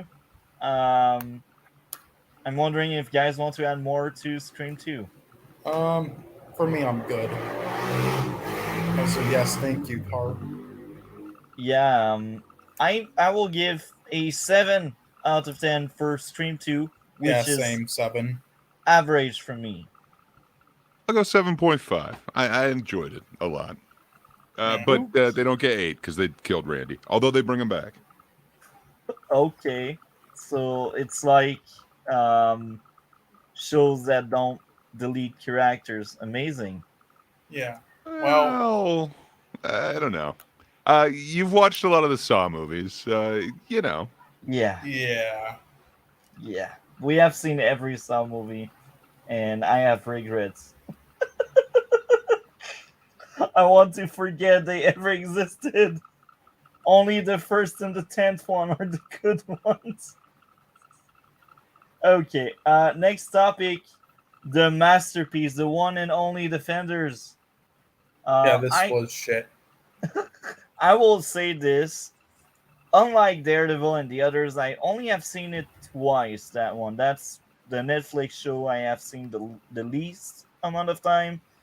The reason is, I had seen it when it came out, and I decided to rewatch it a year later to be like, is it getting better? And no, it didn't. It just didn't. It wasn't good. I will let anyone who wants to start on that one start. Sure. This was not a good film for me. Good show for me at all. This was bad. Like, I really wasn't a fan of this, and it's such wasted potential. I thought it just sucked ass. There were very few moments where they actually utilized the characters together in cool ways or had chemistry. And it just felt at points like those silly attempts in Suicide Squad 2016 to be like Guardians of the Galaxy 2014. Where you're like, okay, this is the part where we need to try to get along. I don't know how to write this, but Guardians did it, so let's try to do it. This is the production, fight choreography, pacing, cinematography, and writing was just all bad. looked really cheap with low effort put into it. The majority of the show also was just them standing around saying to each other, should we do this? You want to do this? We need to do this. Stop fighting. We need to work together. That's 90% of the show, at least. The actors I didn't like in this either. Even the ones that I liked in their own shows, I thought were dragged down or gave up and sucked in this. And that's all I really have to say. This show was bad. Do you want to go next, Gray? Defenders? Sure. I don't have a ton to add to this. I went back and watched like a little bit of it, but I haven't watched it since it was out. I did not enjoy it. There's some cool things that they did visually, like there's different colors that represent each character. There's sometimes that they do that well. And then like when they're teamed up for some reason, now the rooms are magically like those two colors. There's certain things that kind of visually sometimes worked. That was part of it. I don't know. I guess I like the whole Stick character. Some of his stuff was okay, but yeah, this season I did not. Well, this show I did not like. I guess I get it. Like they want to have a team up, so cool. You get to see a bunch of heroes together. I guess I liked that they were reluctant about it. It wasn't just like, yeah, let's team up. But yeah, I just don't think it was executed well. And I really hated the Elektra parts. I don't know. I just there wasn't much about this that I liked. Yeah. I guess that's my take on it. Okay, roasting time. Number 1, the end, and the villains. They are shit. It's fabulous. In Iron Fist, they were bad. In Daredevil, they were fine. But here, oh my, they just want to go on. Make it relatable. She just doesn't want to die from cancer. Is it the thing? Yeah, that was the thing. By the way, Elektra is back, and that ruins basically the ending of season 2. Amazing. Now she's brainwashed. That's fabulous. She's brainwashed. She goes after our people because we need a character people actually like to fight them. This season is filler. That's the whole thing. It's just pointless filler writing and characters just standing around doing nothing. The only two things that really mattered, number 1, Stick died, and number 2, an entire building collapsed on Matt. That's the only 2 takeaway. Well, actually, I will add a third one because I'm generous. Misty lost her arm, and now she has a robotic arm in Luke Cage. That's like the 3 things that really mattered. This season had awful pacing. It's like a 6-hour-ish show, and it could have been done in like 3 hours. I can bet there's a movie you can make with the same cast, and it would be better, and it would flow better as well. It took them an entire 15-minute episode to have the defenders together. And even there, they didn't really start off on the right foot, as we say. It took them like 2 to 3 episodes to really come around and accept to work with each other. And it's funny because it's really this. It's the defenders. That's Marvel crossover. And place that side by side with CW, with the Arrowverse. Freaking Arrowverse did crossover better than this shit. CW did it better. Yeah. Yeah, but look, they put Luke Cage and Iron Fist and them together, and then did nothing with it. But they put them together. That's something, right? Right. Yeah. Very creative scenes they came up with. Like, I'm really sure the writers, actually read the comics before doing this show, because I can really tell. I also remember rolling my eyes over some of the dialogue here and there, uh, especially early in this season. I believe that was like episode 1 or 2. That was the talk with Iron Fist, because of course when it's his show, when it's Danny Rand, he gets like the worst piece of dialogue you can get. I'm sure you can kind of recognize what I mean, Cole, because you have seen it more recently than us. Do you know what I'm talking about, right? I remember rolling my eyes a lot with Danny. Um, I believe that was episode 1. yeah, I think it was just the dialogue, the acting, just everything. Yeah, it's again, Danny Rand is bad. yeah. Again, best agents ever. He must have. Holy fuck. Uh, yeah. I mean, that's pretty much this whole show, though. It's like the actors from even from our favorite shows, or the ones that we thought they did amazing and fit the characters perfectly.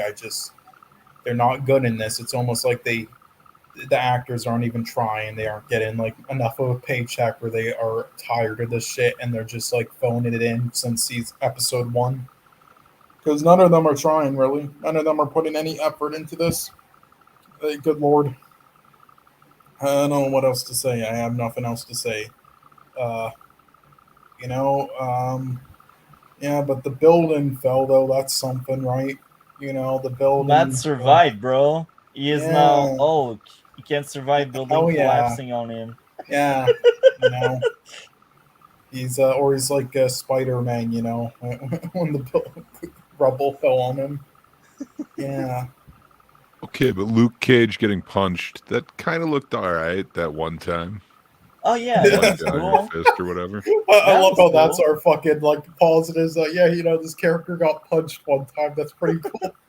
Oh, Yeah. and Stick and Kappa say they did Luke Cage with Dust, but they did the same thing in Luke Cage as well. So it's nothing that's impressive. But Eh. actually, it came out before Luke Cage. So Luke Cage copy freaking Defenders.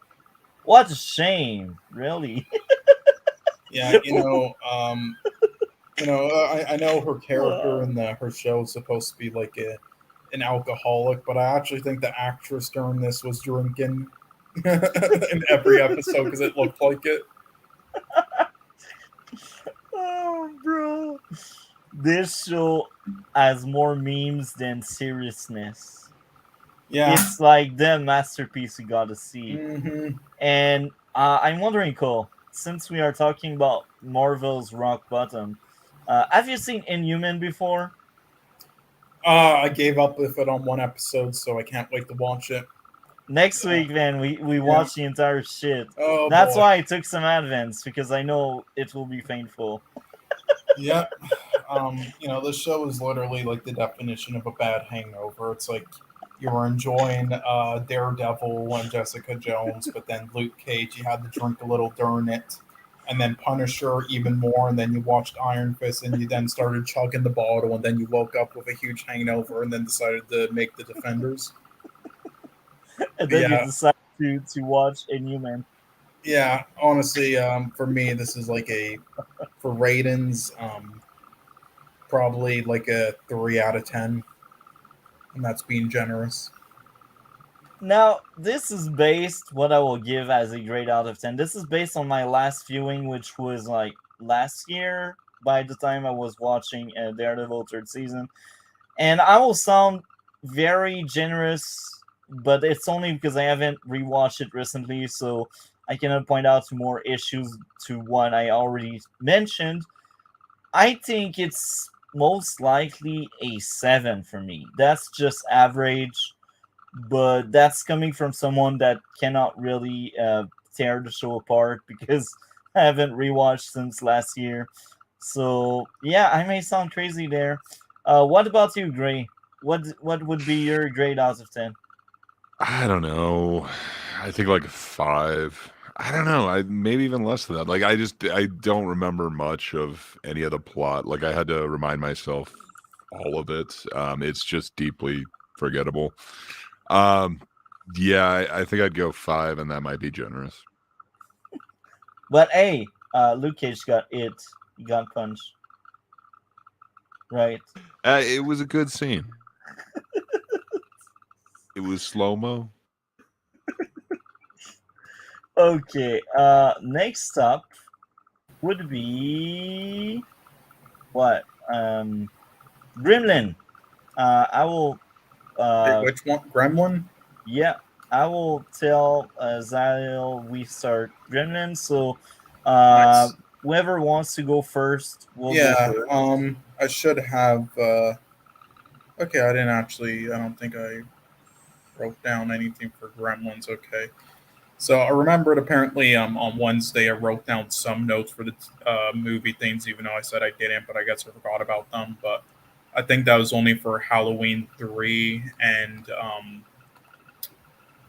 Scream 2, which we now did. But I'm just gonna double check to see if maybe I wrote anything for Gremlins. Okay, no, I didn't. It was just those two things. Well, anyway, yeah. So Gremlins is something I really enjoy.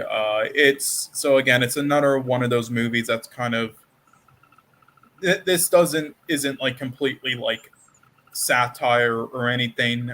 That's what Gremlins 2 is. Gremlins 2 is a complete like satire of the first, but Gremlins 1 isn't a satire, but it does have a lot of comedy in it. It's a comedy, horror family type of film, It's basically sort of like a gateway type film for like holidays films, kind of with some horror in it. And I did enjoy it a lot, and it's very like nostalgic for a lot of people, including me. Like, it would come on Christmas every year, and would all watch it.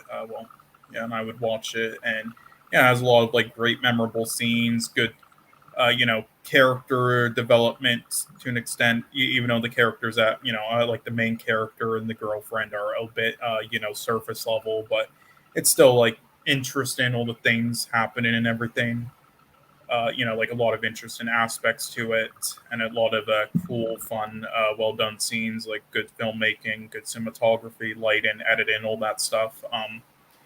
And yeah, this was basically the creator also of Gremlins got angry because he pretty much said that the Mandalorian with Baby Yoda copied Gremlins, especially in the second one, that they copied Gizmo basically He's for got a point though. yeah, he does, especially in the second when he has like the bow and arrow and everything. Like, good lord, they definitely did that.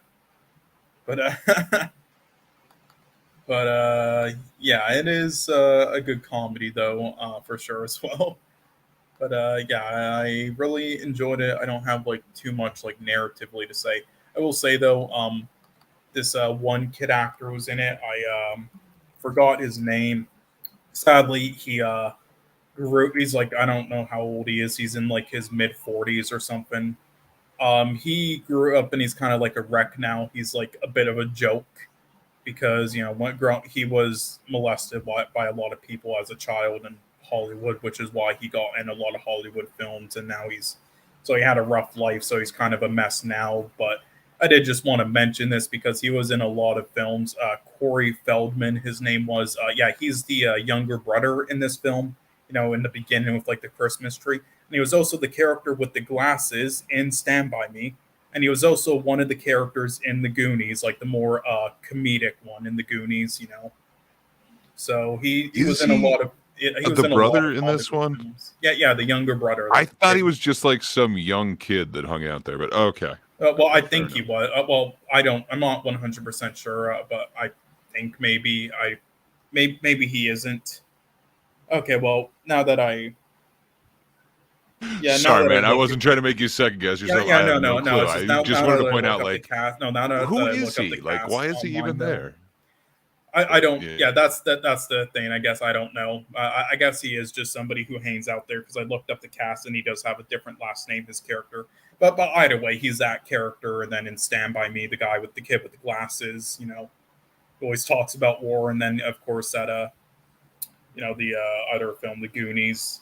So yeah, he was in a lot of Hollywood films in like this type of era in the 80s or 90s, and got all these roles because of that. And then the stories came out of basically why he got handpicked in all of them, and then like the Lost Boys and many other stuff, because the Harvey Weinstein level stuff.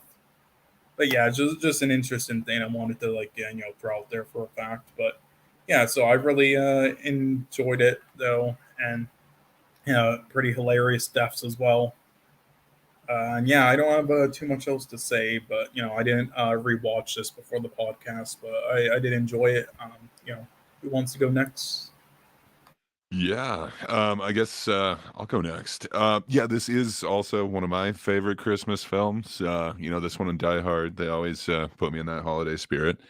But yeah, it is one of my, I don't know, it's up there. Like, I guess this week has kind of a theme with puppets. I'm enjoying that, but it's got to be one of my favorite puppet films. Yeah, It's hey, did you remember weird. that Jonathan Banks is in it? So I forgot that. Yeah, it is so weird to see him with hair. Not only Jonathan Banks, but also oh, never mind, that's in two. Never mind. Yeah, Jonathan Banks is in this one. That is Yeah. so crazy to see.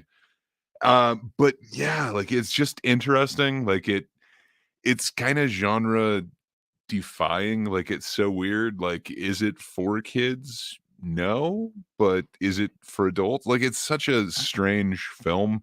Yeah, and then like on top of that, just out of nowhere, Phoebe Cates just has that like iconic, like tragic story that's just like, what the hell tone are they going for with this? Oh I yes. love it. It is just it's all over the place in like the Yeah, best I way. love Well, it, especially maybe that two story. isn't the It is best like way. extreme, just the different tones and like the dark and lighthearted and all of them, and it fits so well in my opinion. And then yeah, in second, I just love how they parody, especially the story she tells again. That was hilarious. Yeah, yeah. Joe Dante is awesome. Yeah, he's the guy who directed this one and the second one. But yeah, apparently he just yeah. I guess we'll get into that when we talk about two. But I don't know. I there's so many parts of this that are like super awesome. But then I was reading a couple extra things, and apparently they give like the Mogwai a origin story that it's just interesting. Apparently, they're a science experiment, and they're from, I guess, America. I don't know. It's very strange, but yeah, none of that is in the movie. But yeah, I just love Mogwai. Like, it is just so iconic in what they created. And then once they get the Gremlins, that is awesome. And then I love how they realize how kind of strange the rules are and lambast that in the second one. But yeah, that whole eat after midnight thing, it kind of brings up a whole lot of questions. And I like the simplicity and weirdness of it. But apparently, if you get the novelization, there is an origin story and it involves like they are a science experiment essentially. So, what would be the purpose of making the science experiment that can't eat after midnight or something? I don't know. It's really interesting, but yeah, I love all the actors that are in it. The actor that plays the father, the actress that plays the mother, they're just amazing. Yeah, even just like like the you ones with mentioned, such Spell short Dog. runtime as well, like the cop characters, even just like the fucking one grandmother character full of cats, and Yeah, teacher. the one in the chair is awesome. But yeah, even the I guess they're just the neighbor guy and the one who gets run over, that's awesome. Like Yeah, it all of kind of them, there's just so reminded many me of like iconic. 30 Days at Night, that scene. Yeah, there's just I don't know. It's just so iconic to me, and maybe I'm looking at it from nostalgia glasses. I got a feeling Multi might have a different opinion on it, but I don't know. Multi, do you view it as fondly as we do? So welcome, Zale. Welcome, Pumpkin. How are you today, Hello. Pumpkin? I'm fine. Bit tired, but I'm fine. How about you guys? We are doing fine. Doing great. Yay. You too, So Cole? thank you, thank you to join us. No problem. So Sorry, We are you go. timed. Yeah. I will let you go next. So we are into Gremlin right now. We will talk about both, but we start with the first one right now. All right. Well, I really liked the first one. It was sort of like a big childhood movie of me and my brother, and I like that it's sort of a horror movie set on Christmas. Like it's more of a genre now, but back then it was more unique. And I do like also like the puppeteering. I believe it was uh puppets or the like, Yeah. because like nowadays it would all be CGI. Like definitely. Yeah, just like the Thing remake, well, where they made a bunch of puppets, or sorry, like practical effects for the 2011 or 29, well, whenever it came out. Uh, Then they just added CGI over top of it for whatever reason. yeah, well, usually it's because the puppet is like not detailed enough. It's just like a prop to then add details in post production. But I mean, like it's a silly, like it's not a profound movie, but it's a, it's fun. It's a bit gross. Like, I mean, I see why I didn't mind it as a kid, but yeah. So I really love Gizmo. Gizmo was like one of my favorite thing when I was a kid. Yeah, I mean, what's your opinion on the creator of Gizmo basically saying that Mandalorian ripped it off for Baby Yoda? I mean, I can see it with the shape and like, how can I say, like, oh, it's a little thing to protect, but like you can't really like trademark cuteness. Like it's a little cute thing to protect. Like, Yeah, I mean, I do think they kind of mean like some of the actions are like pretty damn similar, especially in like the second, like the bow and arrow scene, like the way it moves is The pretty ears much and eyes identical. dive. Yeah, but I I mean, haven't. I don't think it's like copyright or any, like I don't think it's I would call it plagiarizing, but I definitely see the similarities there. Yeah, uh, but I haven't seen The Mandalorian, so I can't say for sure. But Uh, I mean, just remembering both of them, I can see it. But I mean, it is ultimately very different stories, I believe. Yeah. Yeah, Unle- that's very different stories. That's true. Unless the Mandalorian was a bank worker who also wants to be a comic artist. I don't know. I didn't see it. You're But yeah, right. It's very different.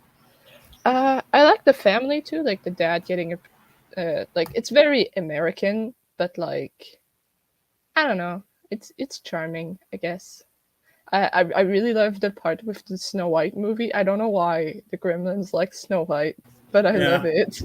Yeah, we have to cancel this film now because you know that film back then is very problematic. Don't worry though, the 2024 film's going to fix that. It's going to be I mean, like I really like the old Snow White. no, it's really good. No, yeah. What I don't like is that it's supposed to be the first major full animated movie, Yeah, which it is which not. isn't. Yeah, it is not. Sadly, though, a lot of them are lost in time, but there are surviving ones I believe that are older than it. Yeah, there are, but Yeah, at least for like North America, maybe. But even then, I think like the one guy in Europe who made a lot of like animated feature films and like even like 1899 or something, like went over there and did create one there first. So even then, but yeah, no. So that's a whole other debate. But Gremlin, yeah, fun movie for the whole family. I don't know. Uh, I think that's it for me. I can let Multi talk. Bye. I think I will shock all of you because I never have seen the entire movie before. I have seen bits of it when it was Huh. on TV, here and there, but I never really sticked around to see the entire thing because we don't spend Christmas watching TV. Well, I don't, so that's why I've seen bits of I it. mean, I did because my family hated me, but you know. Yeah, what would you want to do? Talk to? No, like TV. So that was my first time really watching from start to finish. Um, Now I got a few issues. Number one, too many characters again. Number two, the unwanted, annoying client is one-dimensional. She is villain because villain. Yeah, Uh, I mean, it is accurate to a lot of just like harsh, like bosses, though, and to that extent, like there are definitely people out there. Just ask Nate with his boss. But yeah, I think a lot of the humor didn't age well. Characters are What? forgettable.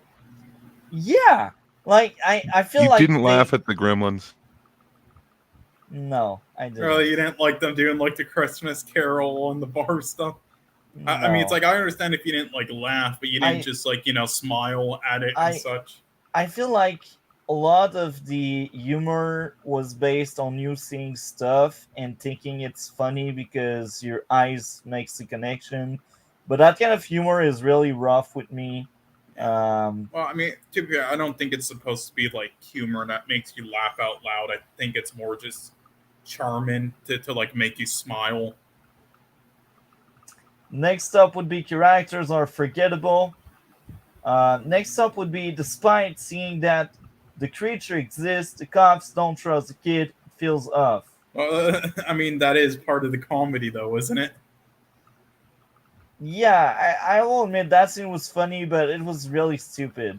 Yeah, Like, well, I mean, it's pretty like accurate though to an extent. Like, it's just played for laugh because it doesn't make sense. well, a lot of cops are kind of stuck up like that though. But also, yeah, seen I mean, the creature, bro.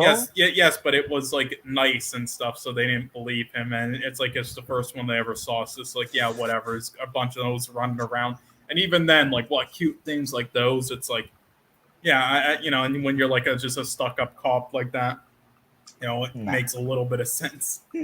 Nah, not for me.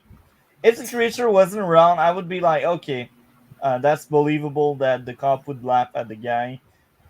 But the sole fact that he sees a creature there, even if it's cute, I don't care. Sees a weird thing, you should at least give a bit of the benefit of the doubt to the kid. But no, we need complete Yeah, chaos. this is the other thing. I mean, this was the set-in, I believe, of this film is earlier America, and back then, like I would say, they weren't a lot of people, especially like older people like that with jobs like that, weren't like as knowledgeable on like other species and everything, obviously in the world and other countries and stuff. So they might have just think, oh, this isn't that weird. It might be just like some like the equivalent of like a chipmunk or something, or like a hamster like from somewhere else.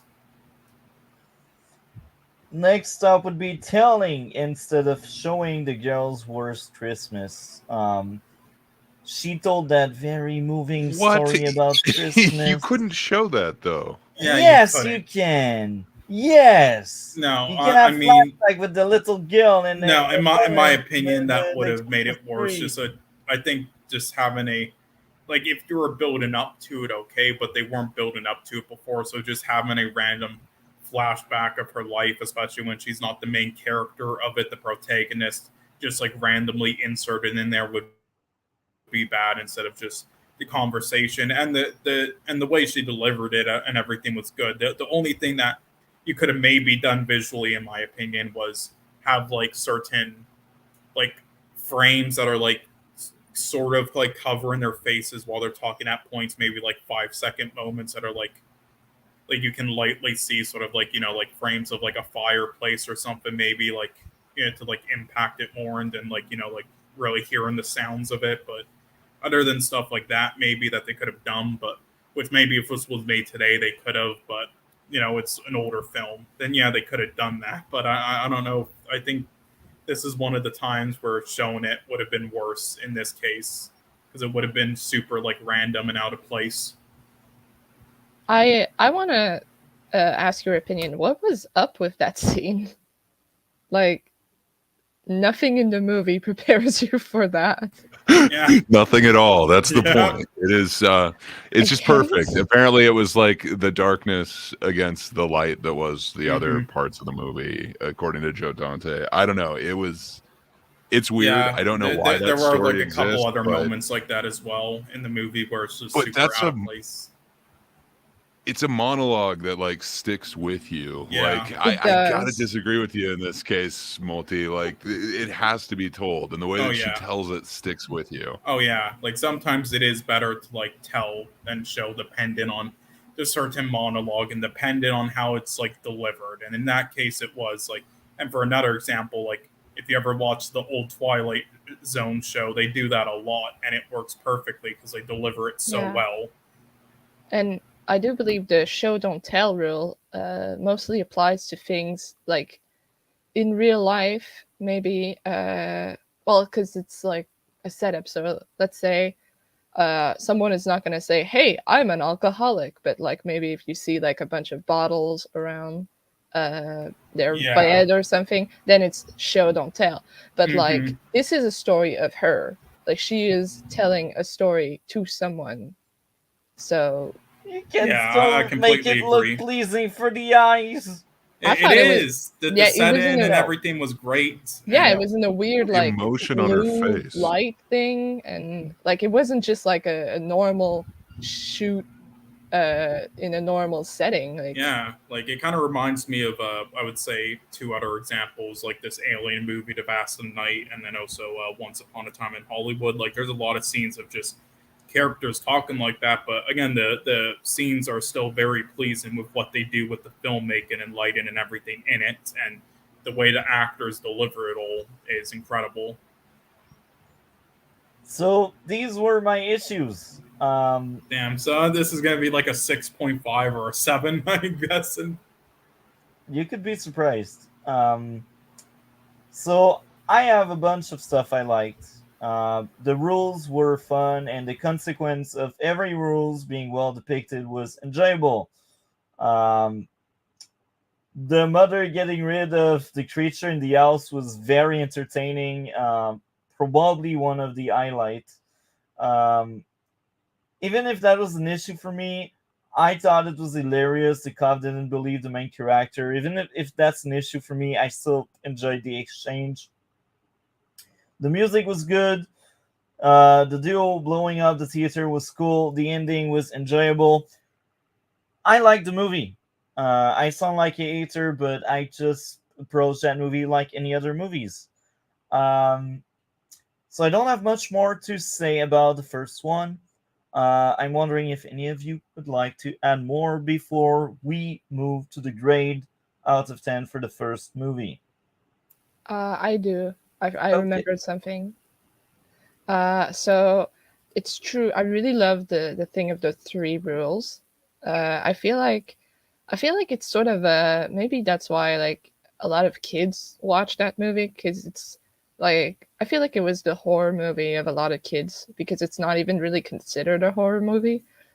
Even though like I mean it is pretty intense at places, but and I feel like it's the perfect bridge between like fairy tale and modern horror, because you have like a little cute creature, there's 3 rules, simple rules to follow, but then you don't, and then things happen. So I really like that play, and I also really like that. I believe the first rule was no light, right?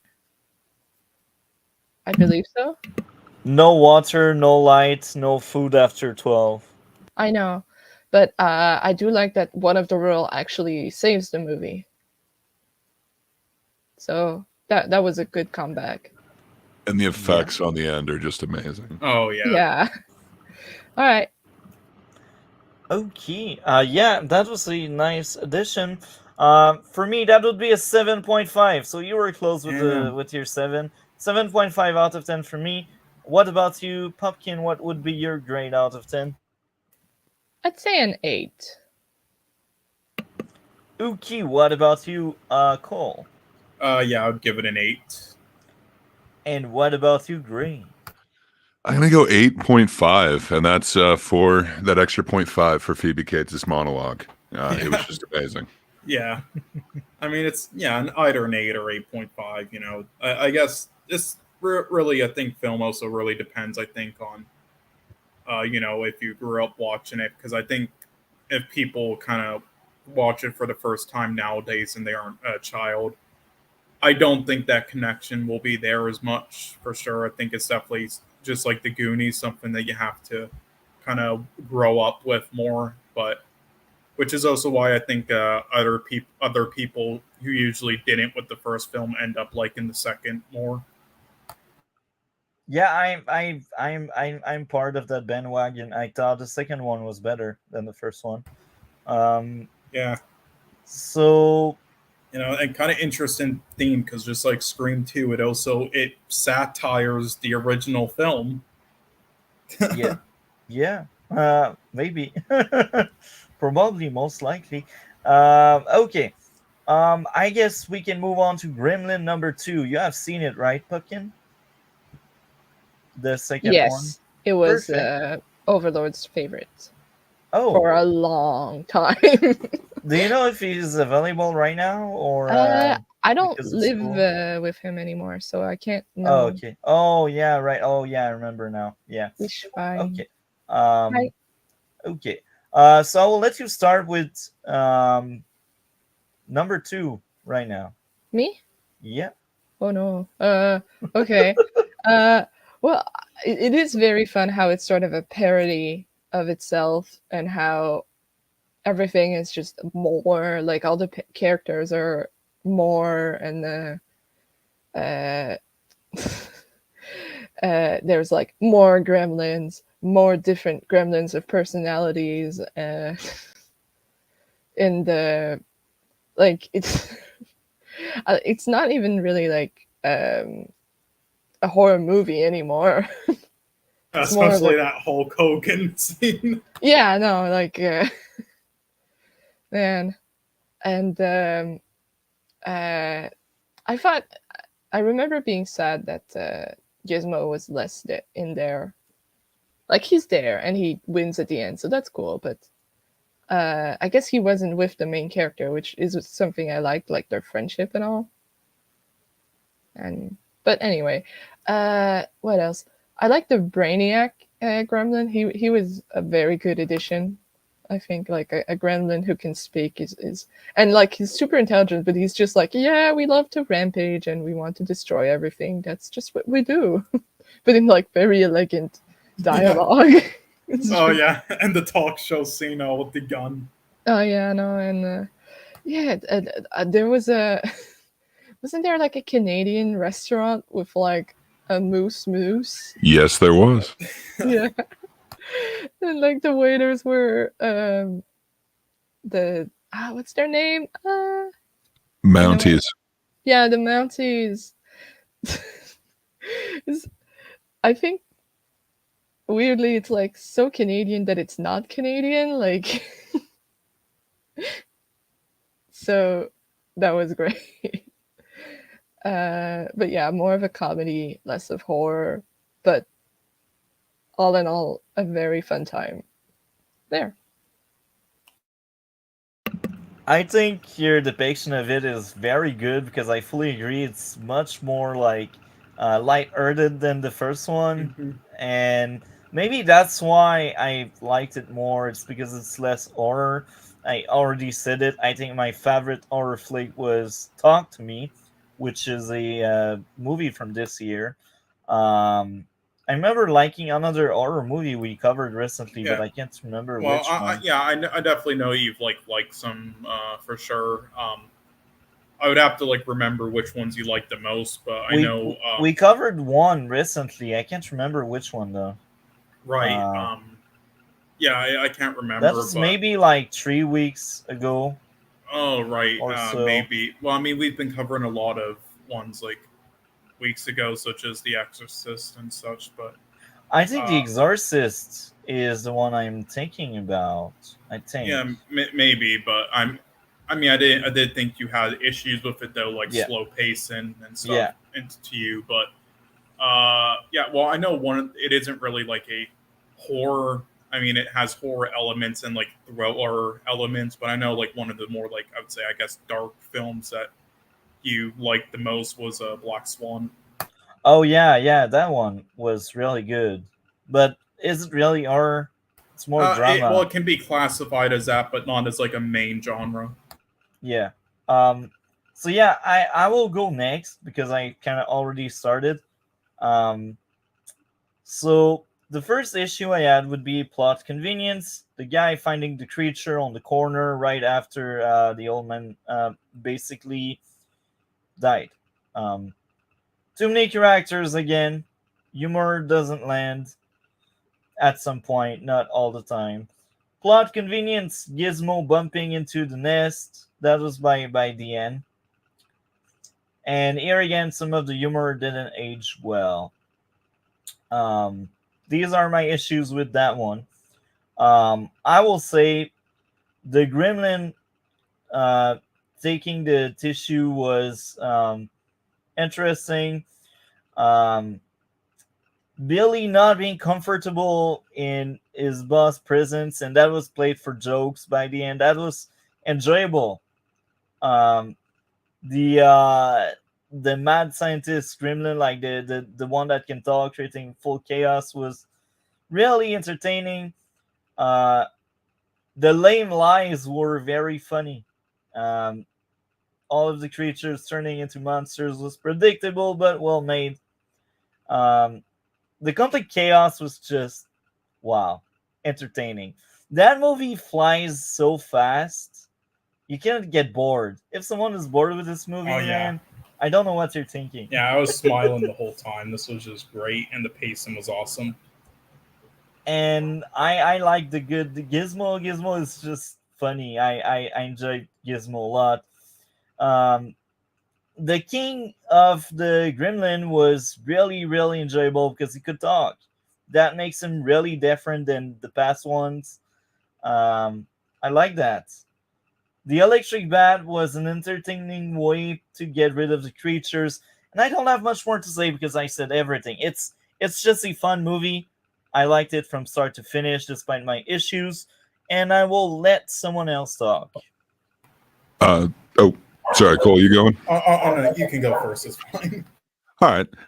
Yeah, just everything about this is just so over the top in the greatest way. And I guess that's yeah, that is because Joe Dante kind of got creative control over everything. Like way more so than any director should. And it led to like this amazingness. Like he was just so over this that he just wanted to go over the top with everything. And the satire is just like through the roof. From them having like Leonard Maltin in there to basically like lambast the first film, which somehow exists in this universe. It's so strange, like how meta they went with everything on this. And then just like everything, like you mentioned, like the smart gremlin being voiced by Tony Randall, that's just like amazing and over the top. And then they brought back Howie Mandel to be, Gizmo's voice. Just everything about this is over the top in like the greatest way. I totally forgot that they're like lambasting Donald Trump throughout all of this too, which is weird because I guess the Trump of their world, this character would become president one day. That's very strange to think. But yeah, just like everything about this is just so over the top, and like every one of the crazy gremlins that they have. I couldn't view this movie the same way after seeing that like Key and Peele sketch. It is like the greatest sketch that they've ever done, and it just goes so hand in hand with this movie. And I'm pretty sure that's how they came up with the concept for most of this stuff. But yeah, everything is just like so great.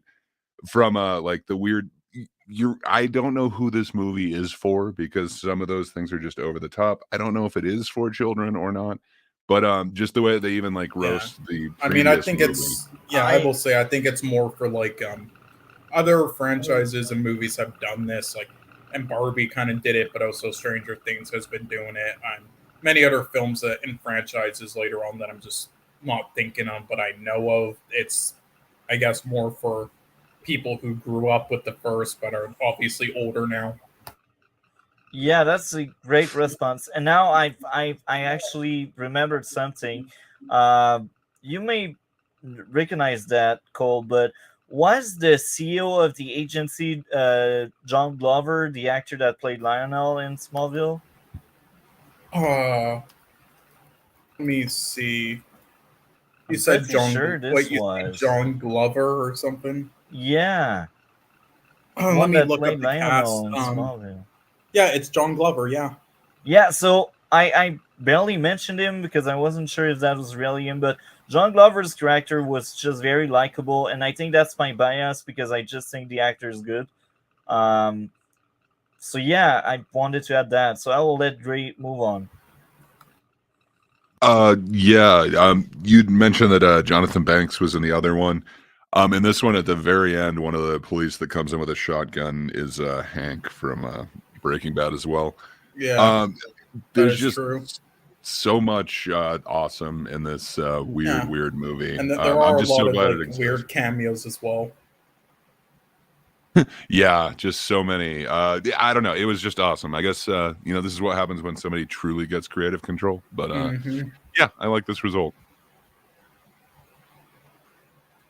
Yeah, and for me, yeah, really, you guys pretty much said everything I was going to say already. But yeah, really enjoyed this film. This is probably like about even for me with the first, if not a little less maybe, but I'd say about even. Just yeah, really enjoyed it, really loved it. Just all the comedy and everything, I couldn't stop laughing. It really worked effectively, all the acting and satires of everything. Even from just like the most minor characters and scenes, it really worked well. And yeah, yeah, I don't have too much more to say because I think Gray and Pumpkin kind of said everything perfectly. I was going to, but yeah, this really, really, I think unique film and unique sequel, sort of, and yeah, it really worked well. And yeah, I also really love how they don't just like do the same exact things as the first false satire in it, as maybe Scream 2 did, but it worked.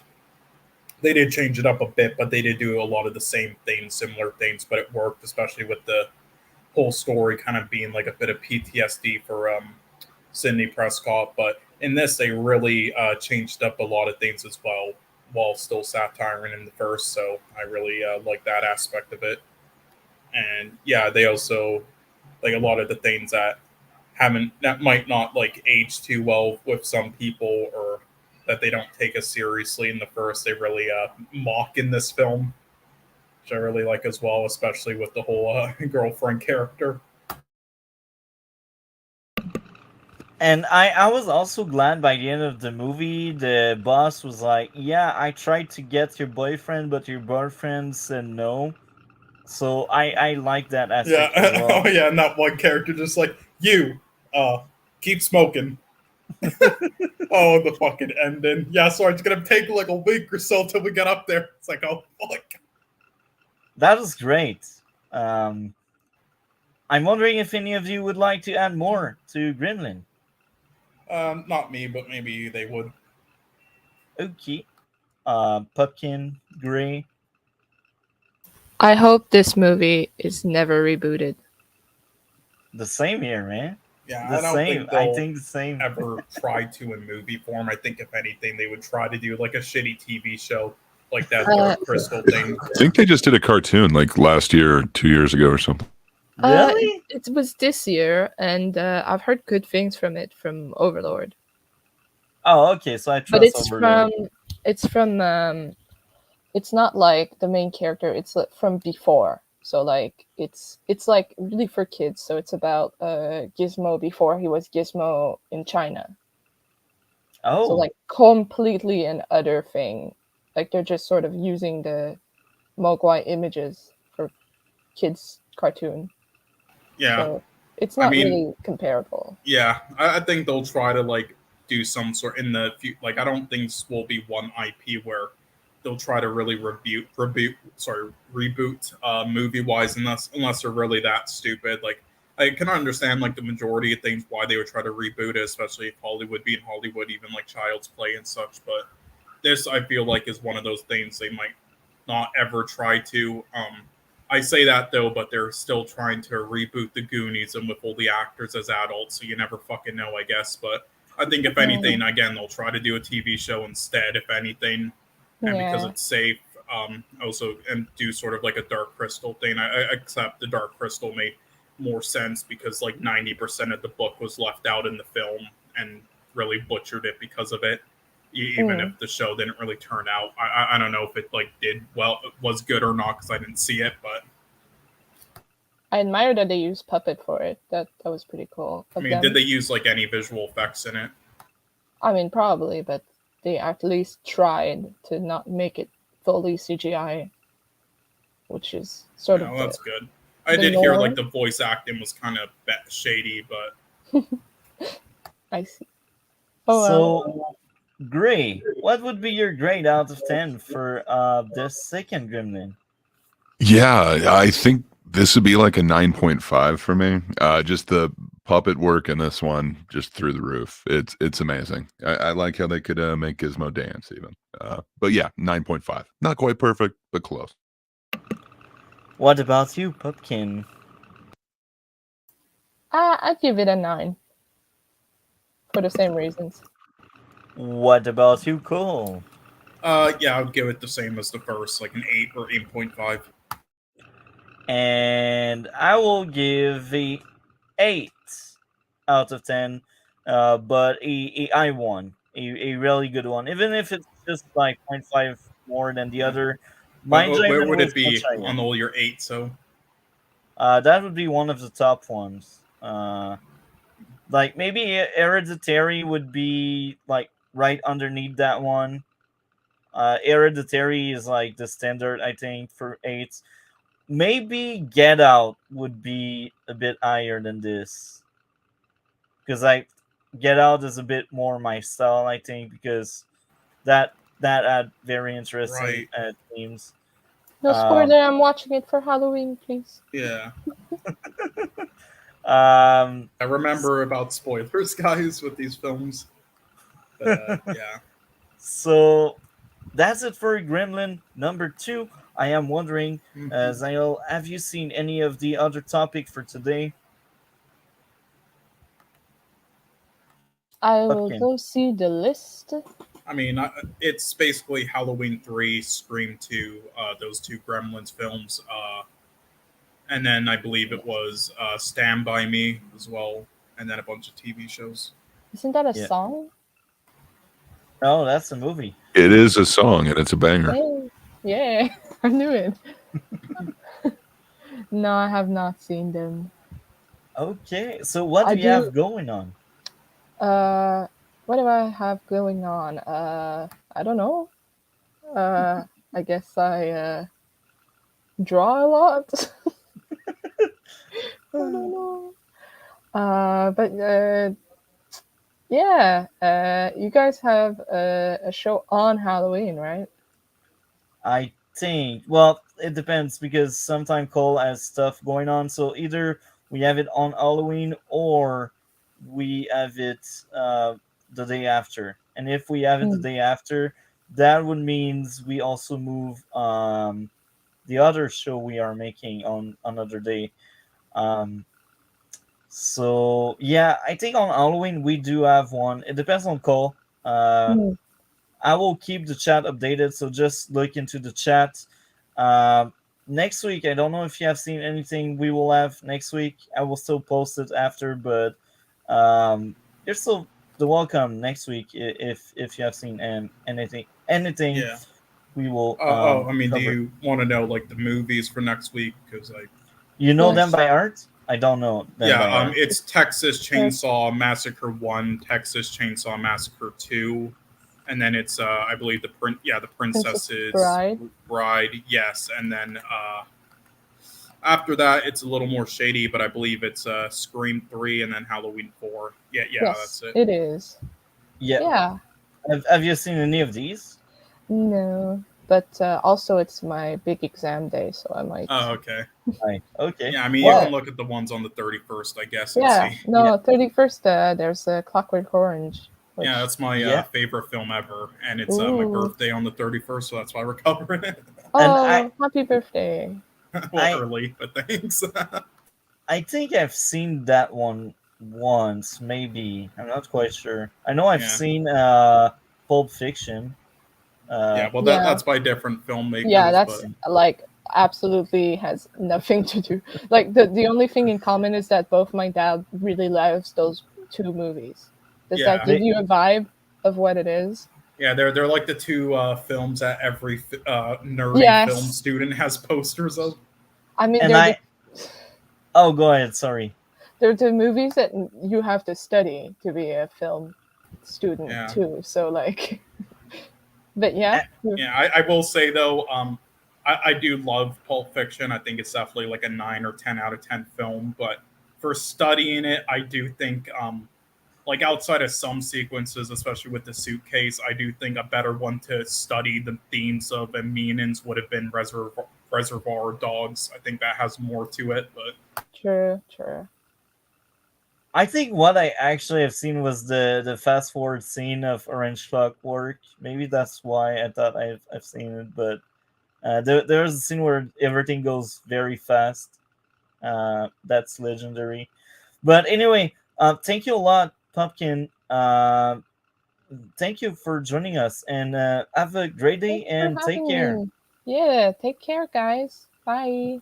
We will talk later. See ya. Bye. So, next topic, Stand By Me. right, I guess I'll go first. Again, also has Corey Feldman in it. I guess again, it was in a lot of films like this in Dog. this era. Yeah. But yeah, so this is another Stephen King adapted film like Misery and others, and The Shining and whatnot. Which also, by the way, after the 31st, we'll probably be eventually doing all of Stanley Kubrick's films on the side. And then after around we finish that and the Halloween films and stuff, we're probably going to take a break on the franchise stuff and do just completely 2023 stuff until the Oscars comes around. But yeah, we'll see. But nonetheless, that aside, this is a coming of age film, and just like Gremlins, I think this is definitely something that if you grew up with it, you're gonna love it a lot more than others. If you didn't, though, or you don't relate as much to it, then you might not. But for me, I really love this, and it's for me one of the best coming of age films ever. I find it very relatable, and I find just the acting and the narration and the meanings and like each like character struggle with it very fascinating. And it goes through many things throughout childhood, like every single thing with like abuse, trauma, or just like interactions with like your friends when you were younger and everything it does. And also like imagining stories without stories, and but also going through real ones. Like it does all of them you can think of possible, like when you were younger as like a kid, like when you were like 11 or 12 or something, and it does it all, or 10, and it just does it all perfectly in my opinion. And yeah, it also some things more, it shows some things a bit to the imagination, but other things a lot more real than you're expecting. And I just it's like some people also might think the one fodder character of that one kid is surface level, but there's a lot of parents like that, and that's parental abuse for you. And it's pretty similar to me growing up. But just thought was pretty fantastic for the scene, so, and all the narration and acting and going through all of it. I think just and there's so many iconic scenes from it, and with like the music and everything, it's a very iconic film. And the ending and everything is just like really well done and really well handled, and the beginning as well, especially just like that last line of like typing from the main character as an adult, which if you read it just it just perfectly like sums it all up, like your childhood and the film. And yeah, I really enjoyed this. Like if you didn't really grow up, like if you didn't watch it first when you were younger, then you might not like it as much or whatnot. But Yeah, I was really into it, and I also laughed at a lot of things. I thought it was pretty funny, especially that story the one kid was telling that he made up with the pie thing, and also the older teen like bully characters. I thought all that shit was hilarious. But yeah, what about you? Well, I don't know who wants to go next. I will trash a bit on it so Gray can elevate it by Okay. saying good stuff. Yeah. So yeah, we'll let Gray, actually, say the facts, and then we'll mute you. Just joking. So, issue number 1, plot convenience. The kids bumping into the bullies. Number 2, the bullies being one-dimensional bothered me a lot. Number 3, the narrator felt overused and not always needed or well used.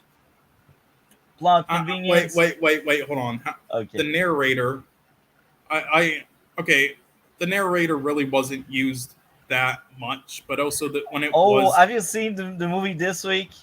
Yes, and okay, it was used at a good amount of points, but it wasn't used that much. But a lot of the points it was used at, like, no, it did a good job explaining stuff, especially with the scene with like them running away from the dog. Like, it did explain stuff well that they wouldn't have known otherwise. There are stuff I agree with. I have nothing against the narrator, but I just think it was overused. And Okay, But Dreyfus, though. Yeah, there are some points where it might have been overused a bit, but what you have to understand or remember is that the film is basically like a retelling, like the main character as an adult, like typing it all out and kind of narrating it. And the second thing is it is a film for like younger adults as well, so you have or kids, so you have to like kind of do that at points just to make sure things aren't lost on them. So I didn't have an issue with it really. Like, I don't think there's only like 3 moments where I say it wasn't completely needed. Next up would be plot convenience. The kids going in the junkyard as the owner isn't around. Just like, yeah, perfect timing. And how is that a plot convenience? Well, if they were around, they would have gotten shot or something. They would have gotten injured. Hold on. They went knowing that he might not be up or around at like that earlier time, and then they tried to make it back before he would show up, but they got sidetracked. They were a bit late. I mean, was that really a plot convenience? They kind of explained it. Maybe like I don't like it. Oh my god. Yeah. I feel like they're like, oh yeah, we don't really know when he's there or not. We will take a chance and go there. Yeah, well, isn't that like life though? Especially with like people at like jobs that you might hate, like like people at like a cash register. You don't know like who exactly is going to be there on certain shifts. Like, that's just life, and with people like in places. But also the other thing, I wanted to ask why you think the bullies are one-dimensional, because I mean, yes, they are kind of, and they're little just like there to Sutherland. piss off the kids. yes, but back then they were like bullies were kind of like that though, just one-dimensional, at least like around the kids, because they know they're like above them like that in their eyes. But there are other scenes where they're not like as one-dimensional, which they showed. They're just a little chaotic is all. But, around the kids, of course they are, because they just think of them as dumb kids, so they're above them and will taunt them and everything. And I didn't give a crap about the bullies. Okay, fair enough. But did you at least laugh at some of the scenes, though, with them? Let me see on my likes. Not really. Based on what I read. Okay, fair enough. Continue, though. Also, I'm sorry for the rain. God, it's... Oh, that's fine. That's not their fault, bro. So next issue would be the kids being able to outrun a train that long wasn't believable. They were running like a long time, like the entire bridge. They were running, and it's like the train can't slow down for the script to work, and it doesn't make sense. I really didn't like the train. The train wasn't going super fast, but they did have a head start. Like, it was realistic for the other 2 kids to make it. Now the kids behind, like, yes, they were cutting it close, but there are a lot of scenarios where people kind of outrun it in time, and then there are adults, other times where yes, kids, bro. Yeah, but they were near the end of it, though. They weren't like in the beginning or anything, so they did have a bit of a head start. They were cutting it close, but the other thing is they did jump off, and they thought they would like jump in like the water off, but it ended up that there was a a shallow level of surface there at the bottom, so that's what saved them. So they didn't really like fully outrun it, but also, I mean, it really depends on some trains. Like trains back then were a lot slower than trains are now, and you can see some crazy things. Like if you watch train footage, there's many clips where people, like kids, are able to just do that in time, and then other ones where they think the train's going very slow, so they underestimate it and then get hit. Like it's I've watched a lot of live leak stuff, and let me just say that it can happen. I will say it isn't the most realistic. That they could have made it, but I feel again, like at least one of these four should have got it or something. Yeah, It's sad to maybe. say, but it would have Maybe, been more but realistic. maybe, but again, you have to remember like the time period as well. Like there wasn't really like out, they're outside of like action, like Western action movie stuff with like train set pieces. Like when it comes to scenes like this, it wasn't like there weren't too many around at this time. So this was like kind of one of the first, at least in this like aspect. And I don't remember like they used like a green screen. I think I don't remember, but yeah, I mean it could have been done more realistically, sure. But this stuff can happen in multiple scenarios like this. Like I've seen live leak, and I mean it was still like an iconic scene that people, like a lot of award shows kind of play that scene during monologues because it's super iconic. Okay, so that's enough for my issues. I will admit some of my likes. I don't have many, but I will be honest there. Kids being kids was entertaining. Kids playing with the gun. The kids are likable. At least the movie is entertaining and there is a lot going on. The flashback were enjoyable. Myth and reality well written. That was a speech about it. The ending was fine, and that's all I gotta say. And I will let Gray defend this movie if he liked it, or maybe he will dunk on the movie even more. We will see what Gray has to say. Yeah, I will say this did get a Oscar nomination for adapted screenplay. I think so. Do you think that was deserving for writing based off of pre-existing material, Multi? Well, depending what we had that year. Well, it was 1986. I mean, I don't know everything that came out in 1986, but there were a lot of good films. I assume. I don't think that's a bad movie. I don't think that's a good movie either. I think that's somewhere in between. So is it deserving? Maybe. Was it better 20 years ago? Maybe. I don't know. So I'll let Dre go on now. Okay, there will be no dunking. This movie is just amazing. It is a slice of Americana. It is a great vision of like a 50s, America. It was just such a great film. The acting from these kids is like so amazing. I don't want to like punch out Will Wheaton. Like that is just over the top amazing. It is like the best performance he's ever given. But like River Phoenix, Jerry O'Connell, the Fell Dog, it is just so amazing. On top of that, he already mentioned, Cole already mentioned the pie eating contest thing. I don't know. It's got so many like iconic scenes that just like stand out to you or stand out to me. I guess perhaps Multi doesn't have this same vision, but yeah, it's just like so amazing and over the top. It is. I think. I don't know. It might be my like second favorite Stephen King adaptation. It is just amazing. He is great when he's not necessarily going for horror, and it's kind of more just character development. I agree. His less horror stuff is the best, or even stuff that's like has a bit of horror but isn't complete horror. Like for me, I think The Shining one will always be the best film out of his things. Like, well, The Shining and Shawshank Redemption probably, but I would say this and like The Green Mile is definitely like second. I will get flamed on, but the only time I tried to watch The Shining, I gave up. I got bored. Okay, I will be honest. As a kid, I no, tried as a it. young adult, I was like 19. Okay, Granted, well- I was watching a bunch of movies, and I just thought that one was underwhelming considering Okay, all the well, movies I was I watching will at say, that time. I will say one thing. The Shining is something that I think a lot of people will go into it with like very high expectations, obviously, with the praise people give it, and they might like not see much in it or anything special, but for its time and what it did, and also like just like how many iconic scenes there are, and like I don't want to spoil too much, but there are.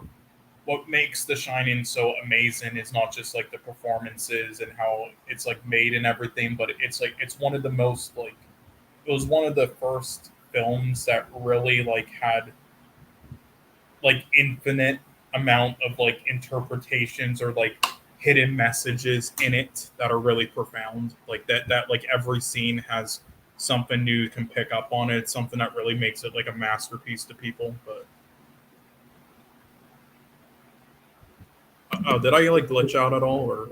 No. No, not at Okay, yeah, all. sorry. I'd Yeah, be my screen interested in your froze. Doctor Sleep opinion, but Oh, yeah, I um, guess we'll get to that. Well, soon. my opinion on Doctor Sleep, just to tell you in short, I mean, I thought it was okay because I understand that they were trying to do like 3 or 4 different books at once, and also Stephen King wasn't a fan of The Shining, weirdly, and also it was Mike Flanagan who isn't the best, so they had a lot riding against it. So considering all that and like what they had to adapt in the story they were given, they did the best job, one of the best jobs they possibly could have.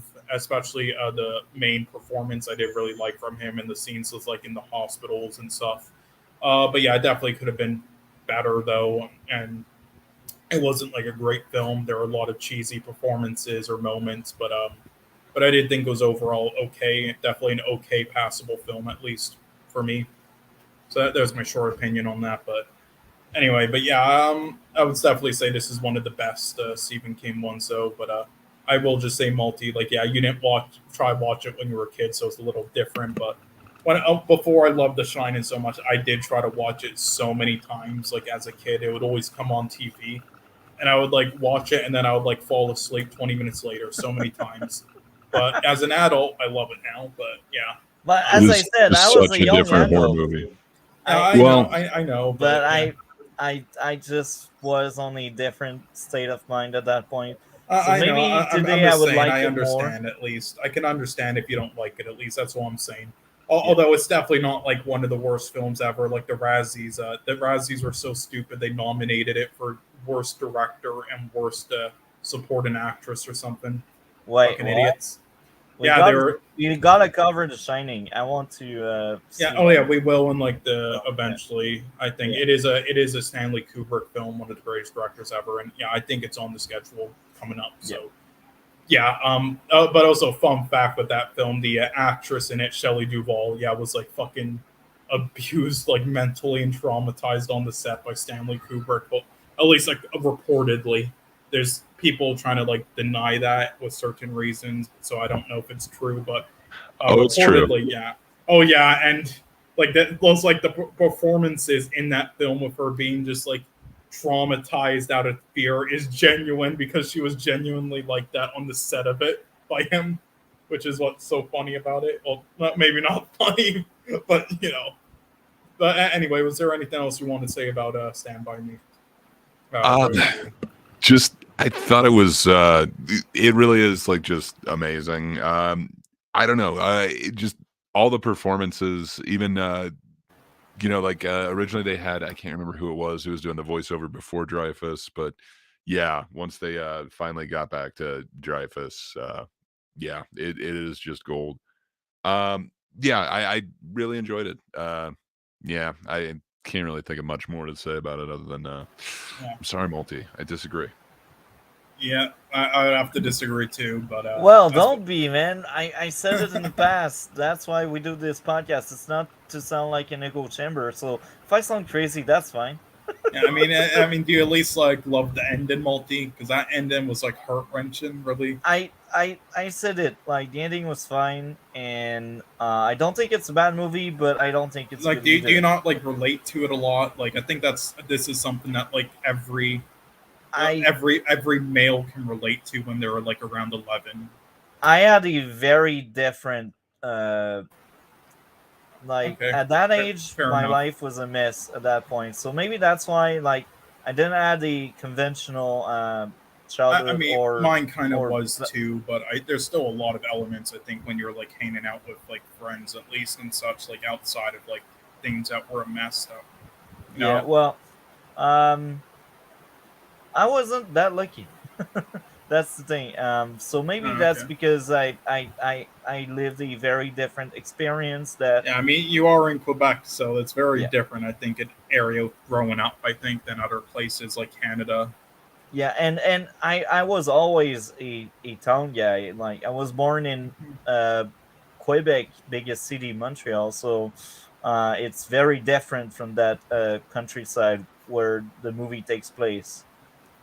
Yeah, well, for me, I mean, I think with me it was because when I was like around 9 to 12, um, that's when I was living at the time in Costa Rica. Now I am again, but in that like it wasn't countryside or anything in this country, but there were a lot of private neighborhoods we all lived in with a lot of land and like blocks and everything, and we all just again for like 8 hours a day just like do whatever and like just like walk out going wherever and doing similar shit like the characters in this story and going through a lot of like similar like conversations and just like everything for me it's very relatable, but I think for a lot of people it will be, but I think there's definitely obviously people it won't be, but that's why I say I guess every this is why the subjective part of film, so like that I think jaded doesn't understand fully, like there's a lot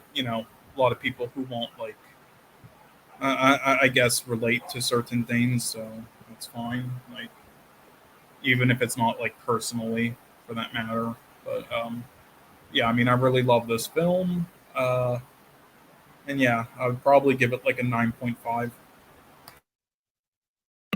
What about you, Gray? Um, yeah, I just really like it. I don't know. I now I feel kind of weird about giving Gremlins 9.5. I would probably give this like just under there, like probably a 9, but I don't know. It's just so nostalgic for me. Perhaps Yeah, again, I'm looking at this through nostalgia glasses, but yeah, just such a great film. yeah. I mean, out of all the coming of age films, would you say this is like your favorite ever? It might be. It's definitely one of my. It's definitely one of the top ones for sure. Yeah, I mean, I'd I will be. say there was one that came out in recent years that is up there for me. Licorice Pizza. I don't know if you've seen it, but I would say that's up there as well now. Okay, so I will sound crazy, but that's fine. As I said in the past, I don't want an echo chamber, so I will give a 6 out of 10 for me. So for me, 6 means mediocre at Harsh. best. The thing is, you didn't even Life is have like life. that many negatives about it, but you didn't have like any positives either. Yeah, like I said it, it's not a bad movie, but I don't think it's good either. Yeah. That's really Okay. like down the road, you know. And So I suggest we move on to Gen V next, and Gen V is the one topic where maybe K Dot will show up. I texted him, and we will see if he comes.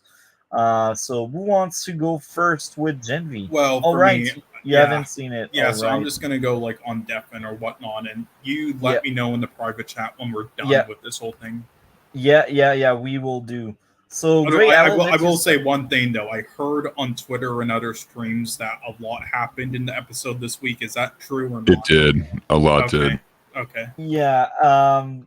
They I thought the pacing was kind of off, but overall it did brought the story elsewhere, so I will give them credit where credit is due. So yeah, we will mark down in the chat once we are done with Gen V. So I will let you start, Gray. Okay. Again, I was going into this. I wasn't too excited for it. I didn't have the greatest experience with the last season of The Boys. Every episode this season is just really drawing me in more and more.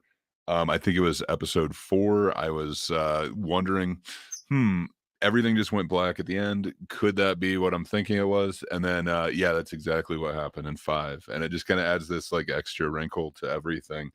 Yeah, it kind of makes me want to go back and look at some of the other scenes, because I definitely remember that character Kate definitely like comforting people, and yeah, it kind of makes me wonder if I didn't take in everything that was supposed to be seen in those scenes.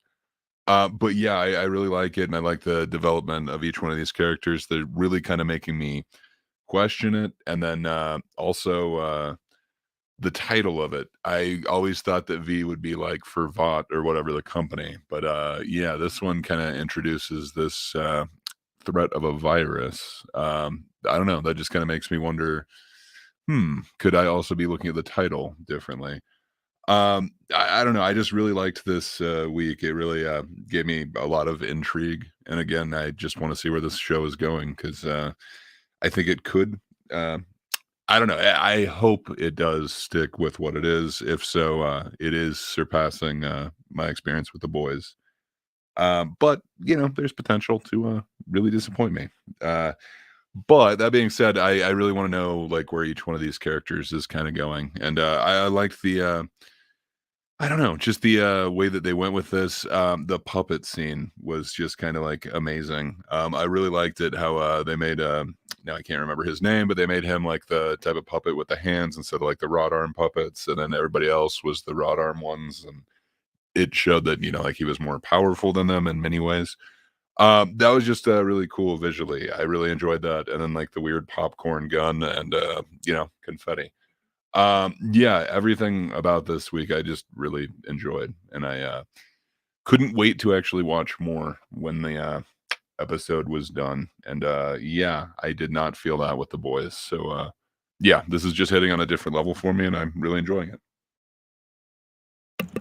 So I got 2 side notes. These are not necessarily issues. It's more like stuff I was thinking about as I was watching and after I was watching. So side note number 1, I should say. It really wants to push forward diversity, and I like it. I'm a huge Doom Patrol fan, and Doom Patrol also pushes diversity a lot. But here's the thing, Doom Patrol did it better. So I feel like when I see diversity and buzzword and all of the thing that are diverse in Gen V, I just feel like it's a failed attempt at doing what Doom Patrol did. So each time I see, like, for example, the non-binary character, I just feel like that character is just a pale copy of what some of the things in Doom Patrol did and other shows. I just think the people handling the show are not that great to make stuff and to make it work. Could I just ask what part about that makes it a failed character in your opinion? Not being familiar with Doom Patrol. It's not necessarily a failed character. It's just not as good. It's just not as good. That's all I can say. It's not as good. That's all I can really say. It's just not as good. The other side note is I will not take away any point, as I said. But hey, I gotta say it. They are fine showing the D twice so far, but hey, let's not show it the breast. Feels like a double standard. Woman can't be objectified, but men can. Welcome in 2023.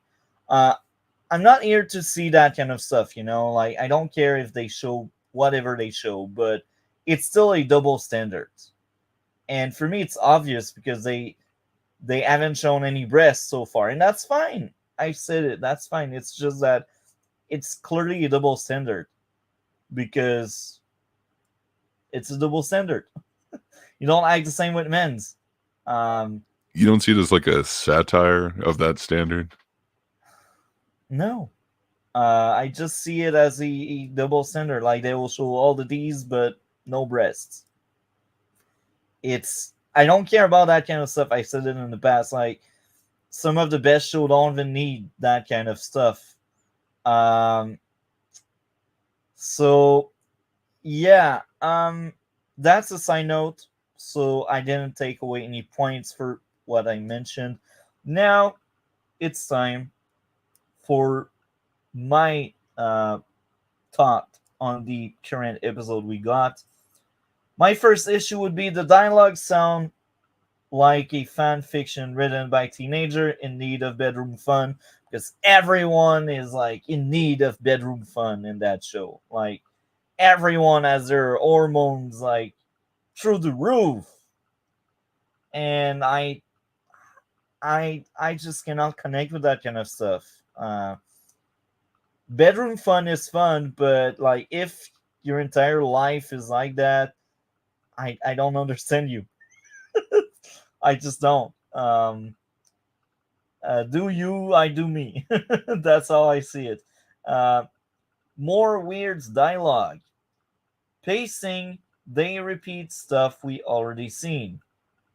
Telling instead of showing, not funny. I don't care about the betrayal from Kate since I don't care about any of the characters. There's still a few things to like. The various to control them being hinted at is quite cool. The chase scene was entertaining. The guy trying to figure out what happened was good. The action was cool and creative. I really like that aspect. The bloodbath was well made. I'm glad that now the girl that mind control people is a full blown villain. I just hope the writer are aware of that. She mind wiped a bunch of people and she did it again to the main character. On top of that, she's a character that screams constant all the time, but she breaks it by mind wiping people. Also hope the writer are aware that the higher up in the school is also another villain. Because if they are not aware, if they try to depict her as being like that gray character, it fails. It doesn't work. So that's why it's not a dislike, it's more of a mention there. I really hope these writers are aware that right now the two big villain of this show are these two characters. Well, I mean, there's a mysterious benefactor that gets mentioned, so there's an even higher up that's controlling them. Yeah, that other higher up is clearly another villain, but they are the one like in the forefront. They are the one taking action, right? So if they take action like that, they're villain for me. Like, and the girl that has mind wiping powers, uh, like, yeah, she is an hypocrite in some ways. Um, I specify that because how bad some of the writing is, I have doubts. I don't know if they are that aware of their own characters and their own story. That's why I point that one out. Outside of that, yes, this episode did drive the story forward. I thought this episode was one of the most important one because now we got to see like, yeah, that person is working with the bad guys. So because of that, I'm fine with it.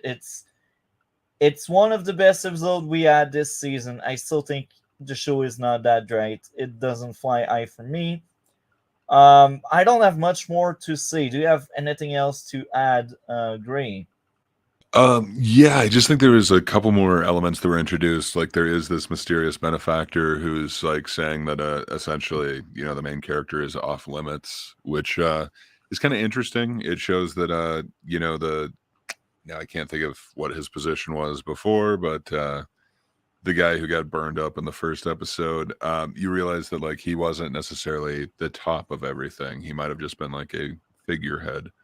But yeah, it's just kind of interesting. And then with the threat of this disease that only affects like people with superpowers, I don't know. It could be really interesting, especially since the same people that are creating that are interested in this girl that can control blood. I don't know. It just sets up a whole bunch of possibilities for what is to come.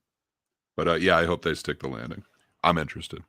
I will admit, I'm looking forward for episode 6. Like, these last 2 weeks were the best episode the show aired so far. Um, if I remember correctly, the first 4 I wasn't on board. Well, actually, the first 3 I wasn't on board. I liked episode 4 a lot. I thought that was the best one so far, and I'd say this one we just got is the second best. Last week was better. I had less issues with it, and I was more invested with it. Now, I guess we can move on to the grade out of 10. It's a bit sad because I thought K-Dot would show up. Maybe something came up and it doesn't come this week, but that's fine. I will give this episode this week 5.5 out of 10. So that means for me that's bad. That's a bad episode. Despite the good, like the bad just outweighs it for me. Wow. Ooh. I disagree with you. I think this one was really engaging, really captivating, and it answered like my previous questions about what was going on. And then I'm not sure if I quite agree with like the bedroom fun thing. I'm not sure if they actually did. I mean, like they are, teens who are drinking, but I don't Every know. They week were they like mind mention controlled. every week they mention that. Every week they talk about that. Every week there's like that fantasy one of them have it. They're like, let's have some fun like that. I Yeah. feel like I that's just don't something know that they're that happened obsessed this about. time because they just woke up in the bed and nobody had any memory of Yeah, whether but it did or not. yeah, but I don't know. the thing is, it's something every single character is obsessed about. Like if that would be Fair enough. like maybe 1 or 2 character, maybe 3. Let's say 3. Let's Their super hormones are raging. yeah.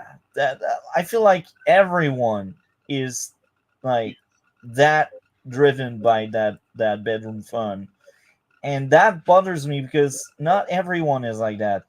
Um, maybe you Fair can enough. see it's I satire, get you. but I like when characters feel different from each other. I like And I I do see the one-sided nudity as a satire on the fact that like we had like decades of that before. So I don't know. Yeah, I would probably give this one an 8 out of 10. I really enjoyed it. So and yeah, I'm looking forward to the next one. and you mentioned that satire there. I will revert back to what I tend to say a lot. 2 wrongs doesn't make it right. Even if you mock something that happened, like by doing it yourself, you don't But really why can't resolve two the things issue. just be right? I don't know. So yeah, for you that's 8. I can understand. There's a lot of subjective in my issues with the show, but I still think like some of the writing could be better. Despite of my opinion toward the show, still feel like it's not anywhere near as good as The Boys' first season. It's clearly, maybe not clearly better than 2, but I'd say 2 is better than this. And I didn't like season 2. Fair enough. To each their own. I'm thoroughly enjoying it, so I guess I'm the opposite. They got me with this one. Yeah, and as I said in the past, it's fine. We have different opinion. That's like we can be peaceful. We can find some common ground, as people say. So I guess what's left now, if I'm right, is only the 2 shows you haven't seen. So That's correct. what do you have going on your channel? Well, not much this week. We just premiered our second to last in our final 2, covering the Phantom Initiative. Our final one will be next Monday. But yeah, other than that, check out that darn kiddos channel, The Thinkers, every Thursday. Thank you a lot, man. We had an amazing week again. I'm glad, man. You watched so much stuff. It's finally come in handy. What can I say? Yeah. Man, it's awesome to be here. I enjoy talking with you a lot. Like you and Cole are just amazing. You guys know so much movies, and having these discussions is just very fun. Even if we disagree a lot, I still find a lot of entertainment there. It's very enjoyable, For sure. I completely agree. I enjoy these conversations, man. Thanks a lot for having me.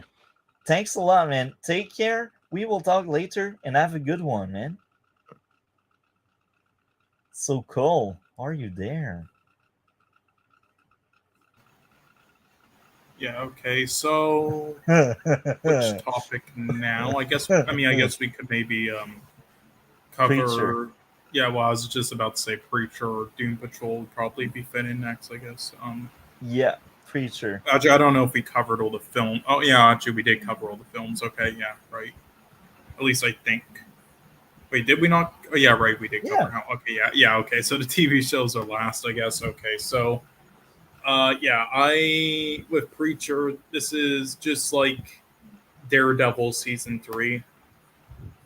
I enjoyed it probably more than you guys, and I enjoyed it like a lot of aspects to it, but there were things that dragged it down. Like it could have been like just like Daredevil season 3 could have been like the best season so far, but there were things that really held it back to being like the weakest one, just like Daredevil season 3. And yeah, let me I think I didn't write down many notes at all for it, but I have some here. But yeah, I love the visual and light and style of it, of course. I loved Cassidy in the season. Loved, of course, the brutality of it and some of the writing. There wasn't really a slow episode for me this season that I wasn't intrigued by with the main storylines, and that's what I'll say. And I also thought it was interesting going back to Jesse's past in the season. I found that fascinating. I did hear there was one thing they really did in this season that fans of the comics hated, but I can't say what it was as I didn't really read the comics, many of them up until this point, to know. What sadly drags it down, though, for me is how lazy they were with a lot of like the supporting characters in their stories this season, in my opinion. And I think that really dragged it down for me. I thought there was like a lot of them just repeating the same things they did in the other seasons, sort of like Umbrella Academy after season 1. And I really didn't like that. And while I said some of the writing's good, there's also other points in the writing that is weak. And also there were some very questionable editing choices that were just horrendous. So yeah, that's really what drags it down for me. I still think it's a good season, but nothing more than that. It sort of has the same issues season 1 did. I think season 2 improved on it more. I think, but this season I would say is still good. Probably the weakest for me, at least. But what about you?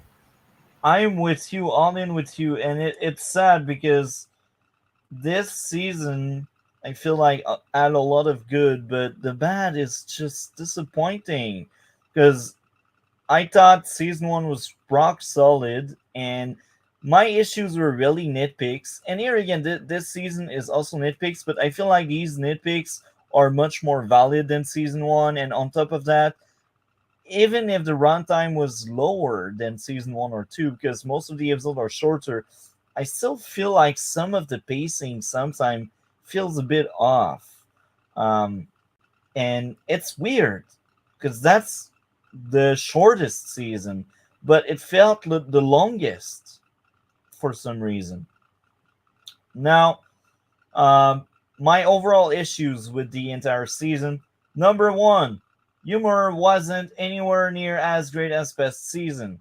There's a lot of places I'm like, it's marked down in that scene, insert joke, and I didn't laugh. And they did that so much. I feel like the humor just is no more the same. The humor doesn't make me laugh anymore. Like there are some funny moments here and there, but season 1 and 2 made me laugh so hard, like so many times. They had much more hit than misses. But here, oh my, all the misses is really bad. So it's disappointing. Now, the next issue I have with the overall season would be Grandma was a one-dimensional villain. She had no layers. She is just bad.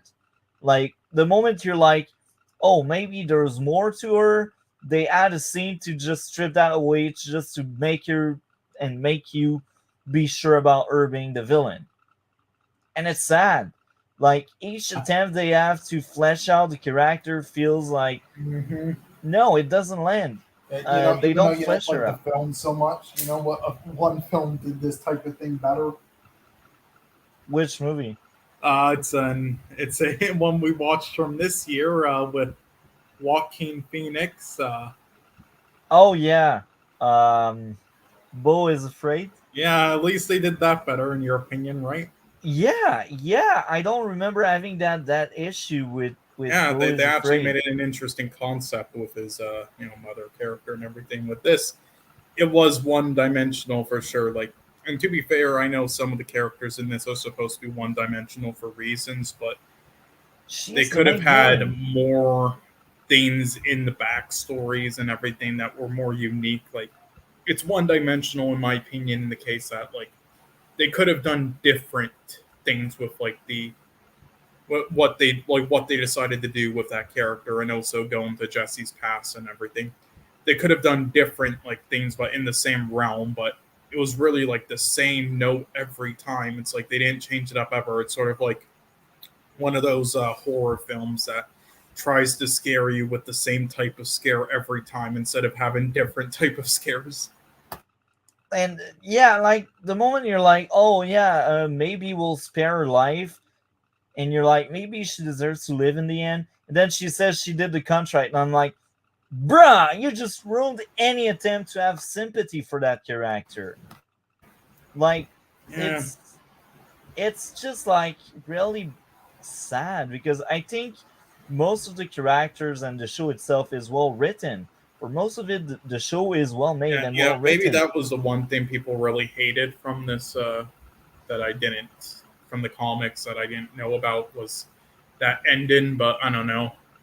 The grandma is just like, oh yeah, we will make you say this or that, and that will make you believe maybe there's more. But no, the next scene there's not more. She is just playing people. Um, that's like my biggest issue. Yeah. And the other thing is, no episode really stand out outside of the one episode I truly hated. There's one episode I think is the worst the show aired, and we will get into that on the guessing game. But Well, I'll most of the just say right season, now, I didn't really for these seasons this week because of everything I said. I didn't keep track of my episodes or predictions for yours, so I'd okay, rather so yeah.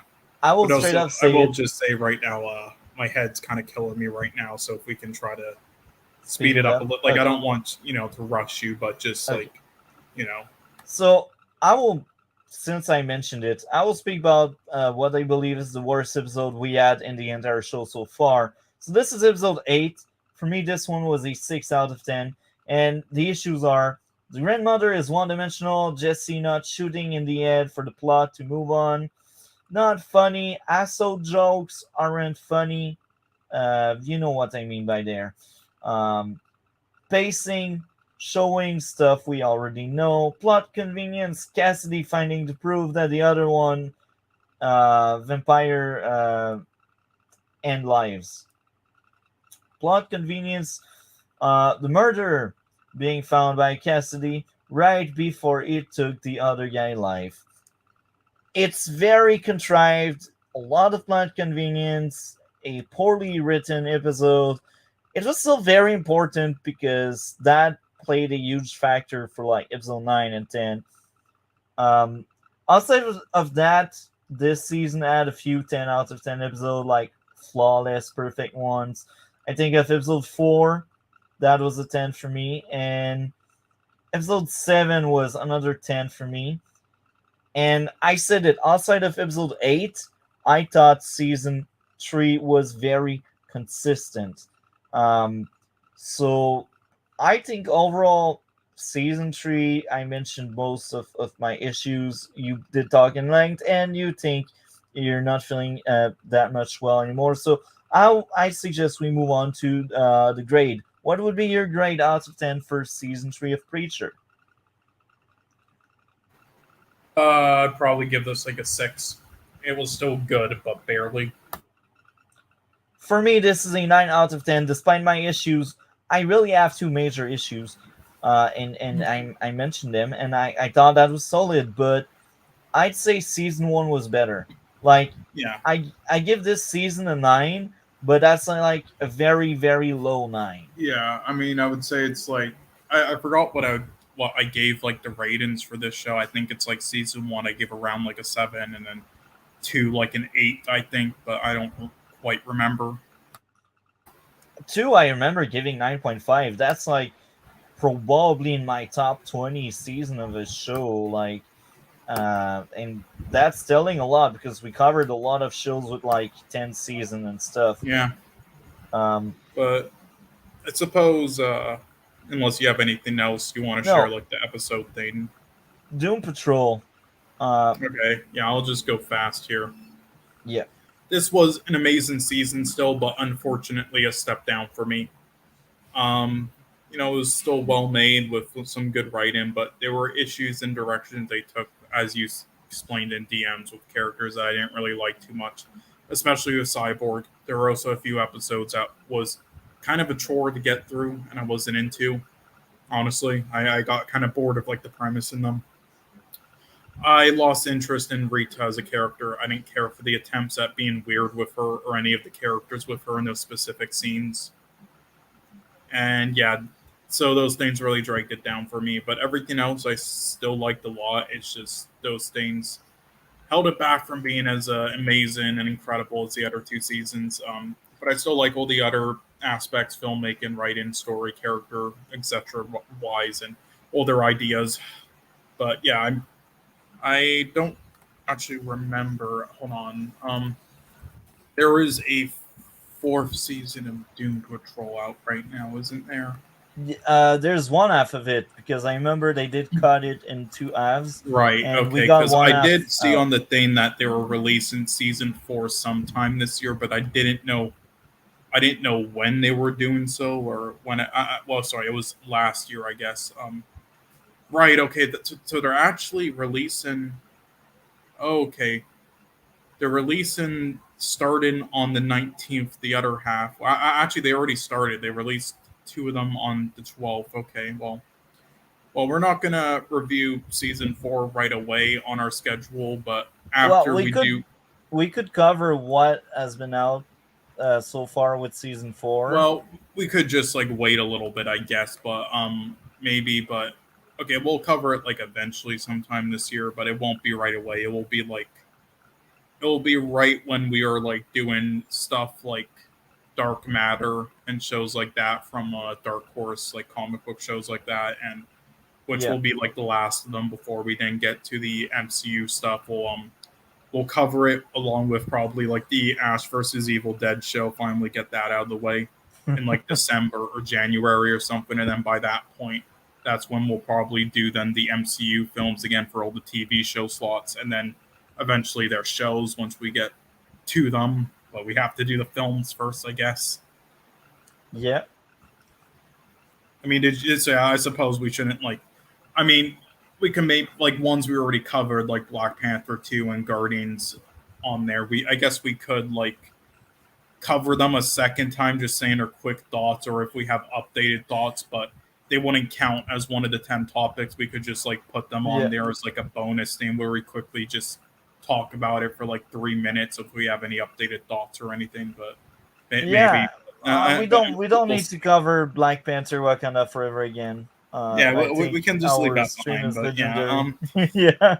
yeah, yeah, they'll be confused when those things are missing when we do the marathon thing. So we'll at least just like mention them once, at least with And the I ones we already covered, and add like a timestamp for it. So with Black Panther 2, we'll just be like, it was shit. Moving on. and on top of Anyway, that, but what did you think of the season? I will add Wakanda Forever in the description when we stream the marathon. I will link the right stream so people can just find it. But yeah, oh my, Doom Patrol, I'm so sad. You know me, I like a lot season 1, even more season 2. Season 2 is some of my favorite show out there. Season 3 came in huge, step down.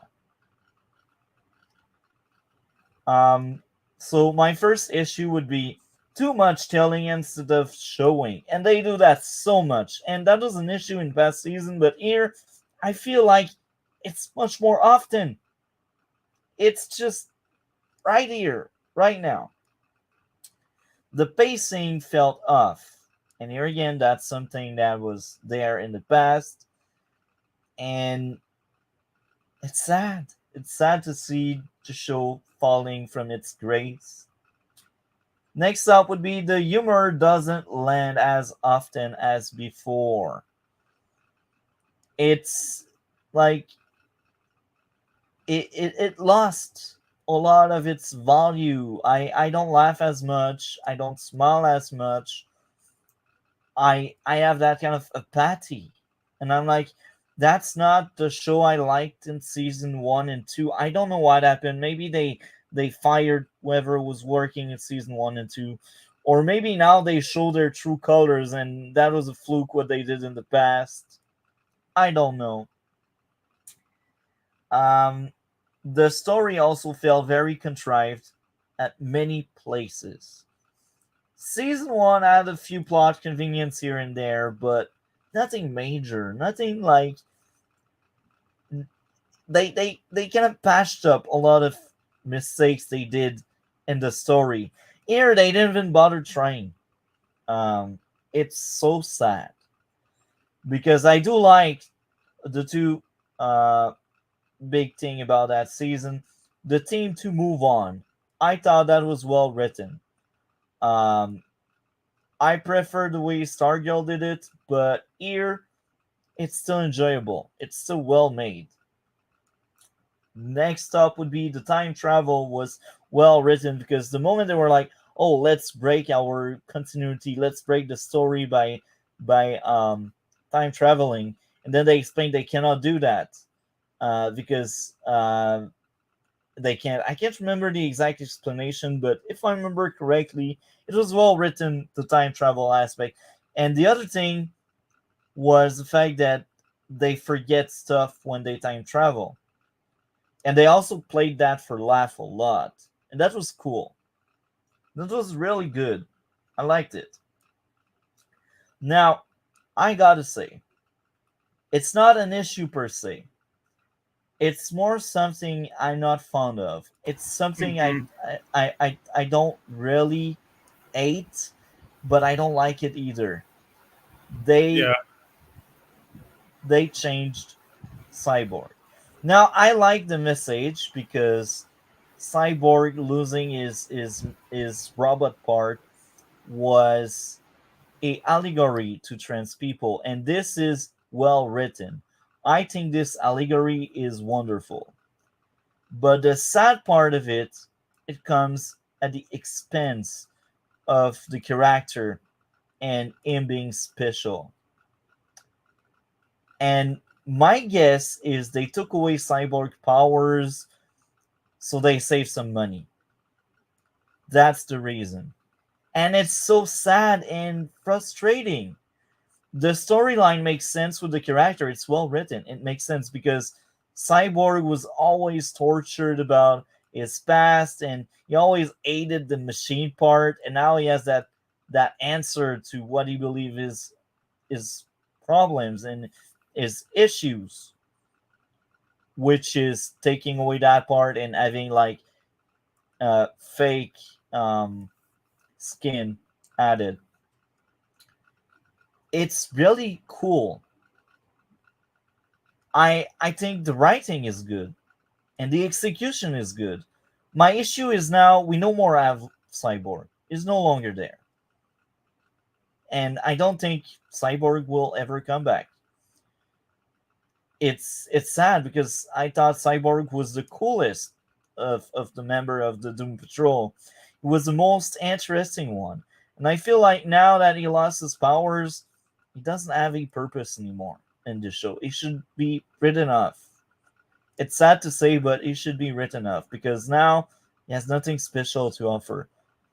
And we did explore the fact that now he still has a reflex to place his arm like that, like a beam, but He lost his power, so there's no beam or anything. Now he's kind of useless, and people are laughing at him because he's useless. But that's it. You cannot progress more with that character now. Not with any superhero TV show like that.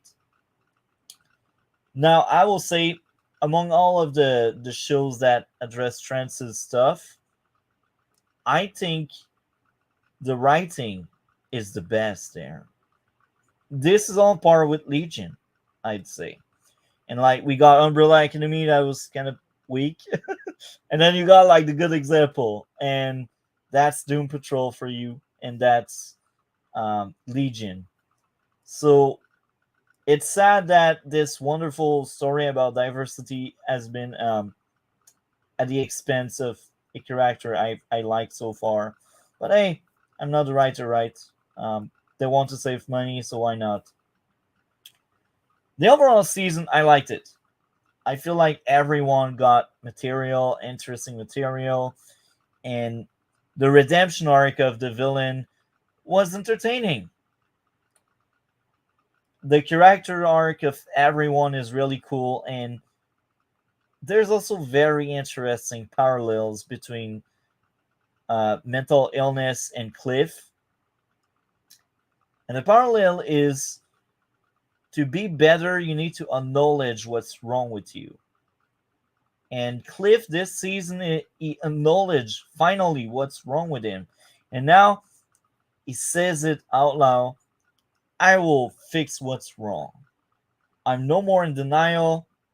I will fight the right fight. I will be better. I will be the father you deserve and needed. That was the emotional core of that season. And that makes that season heartbreaking because the issues are still there. But we have these great moments. Cliff, man, Cliff is the best character. Probably my favorite character in all of comic book TV. What do you think of Cliff, Cole? I'm not crazy to really like root for the guy. No, I really like Cliff. Again, it's just the one character I really didn't like, and then of course the cyborg thing was. Like I said it, like Cyborg's storyline was fitting. It's not the writer's fault. It's really like now he no longer has his powers and he is no longer Cyborg. You know, that's the sad part. But Cliff, you're the best, my boy. You're the best. Yeah. I cared so much about his relationship with his daughter. He tried his best, but he did it prioritizing what's wrong, and that's very interesting. And here, even Larry got very interesting material there, because now for once in his life, he get to choose something.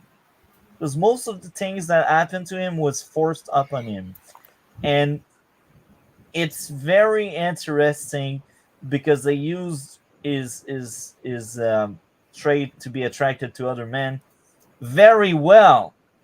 This is why I think Doom Patrol is wonderful when it comes to diversity. They know how to handle these things. It's made by a good writer. Despite the few issues here and there, it's made by competent writing. And Larry, you're great. You didn't get much, but what you got was more than enough. And just like what you said, Rita didn't progress at all this season. She didn't. Yeah, I just hated her. Every attempt at being weird, funny was not good to me, and I didn't care about any of the characters that were with her. I thought they failed with progressing her and just doing anything interesting with her. And I think a lot can be said about, at least a tiny bit with all the characters in this season. I thought, unlike the other seasons, they failed with progressing properly, but they still did an excellent enough job with the majority of them. But with that one and Cyborg, it kind of failed. But I mean, the rest was at least great. The other, um, the other, the last thing is Jane. Um, Yeah, Jane. Okay, so you basically add sorry about that. She basically had the same storyline for 3 seasons now, and this is the sad part. They don't know what to do with Jane. Um, am I crazy to say that? Nope, you're right. That was the other. I was going to mention Jane in my notes, but I forgot to write it down because I was just so out of it that day. I was just like, whatever, this is enough.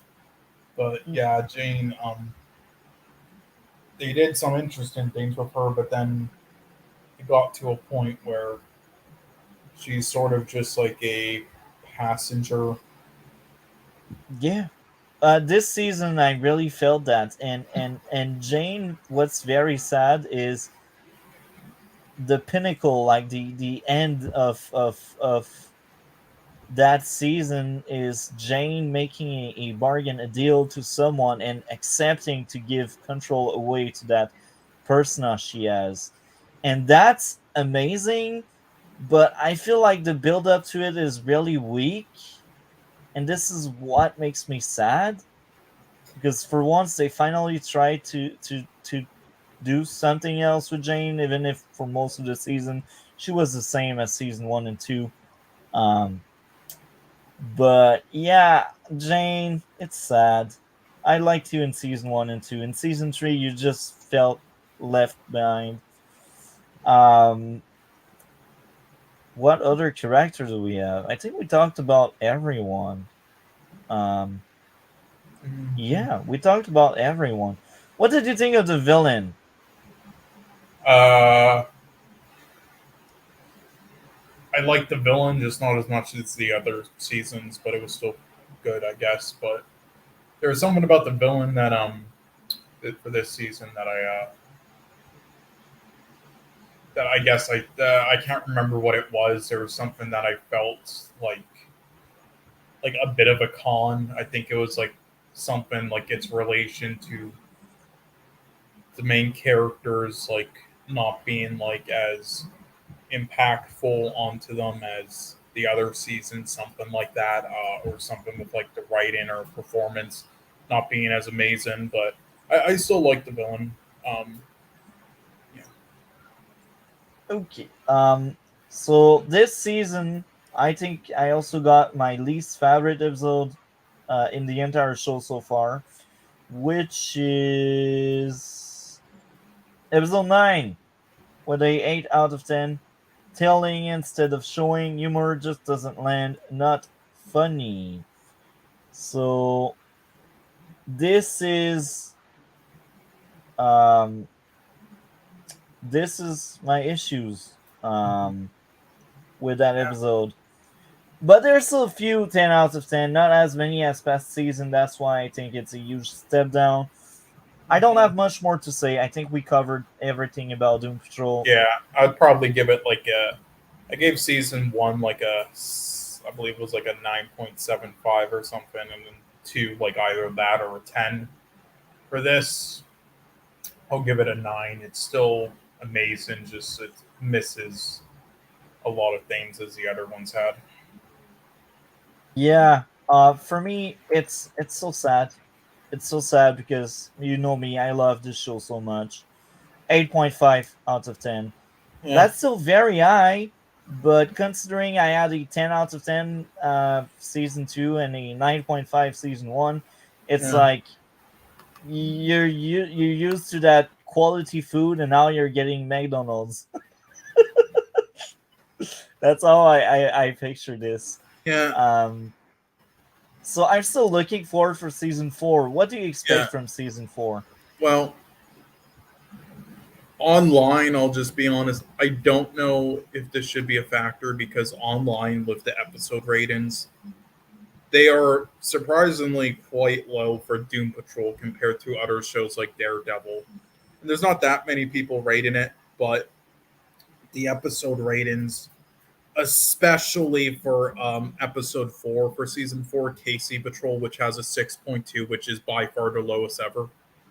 So Oh yeah, my, it's I'm low. scared. So this might be a disappointing like season, but I hope it's at least solid, even if it's just a 6, even just that.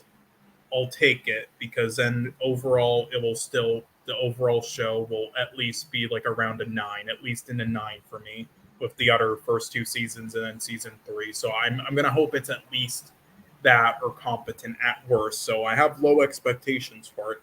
So I hopefully it's not just like terrible. But also there is no season 5 because they I guess they canceled it after season 4. Yeah, the same for Titan and stuff. Yeah. I almost forgot something very important. I forgot to mention that I value a lot. The father of Cyborg. In the episode where Cyborg basically transitioned, the father was great. Mm-hmm. They added depth to his character. They explained why he did this to Vic on one of the most relatable and well written way. He is a true father.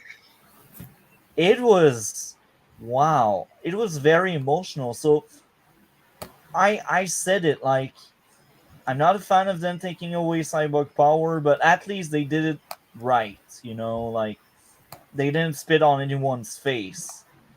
So that father being all about control and making sure his son is safe, and his son seeing that other side. A lot of sons don't realize their father just wanted to protect them. It's so real. It's it's one of the best depiction of a father and son relationship on TV, I'd say. What do you think of that, Cole? Yeah, I agree for sure. I really like the character. It's funny how this show is able to show you the worst kind of father you can be with Cliff, and Cliff wants to change, so that's also wonderful. And they also show you like the father that at first he comes around as being cold and not that great, but in the end he has the best of intention, and maybe he didn't add the best execution, but his art was at the right place. And this is why I think Doom Patrol, even when it's weaker, it's still a solid show so far. And I'm excited about season 4. Um, People making this show, they experience lots of stuff and they are able to share through that story without it feeling like a self insert or something. So, Cole, another great week. Do you have anything else you'd like to add? No, not for me, but I'm glad I was able to survive. But yeah, sorry that this stream was shorter for everybody, but because of that, yeah, and also the lack of guests as per usual, because a lot of people are probably busy. Well, we did have a lot of guests actually, but I mean, it wasn't as like chaotic as other streams, I guess, which probably spread out the runtime this stream. But also though, this might be better in the future though, just so my lungs aren't fucking dead. I remember still after that 6.5 hour stream, in the last 2 topics, I literally like couldn't sleep. Sorry, it's not sleep, speak. I had to hold my throat while talking in order to fucking speak. So maybe this format is better, but I do like trying to write down as many notes as possible for things to really get my opinions, I guess, or views out there. But maybe I don't need to go into as much detail or rambling as I do on other streams. Maybe this is just fine, but yeah. I still enjoyed a lot our discussion tonight. That was very fun.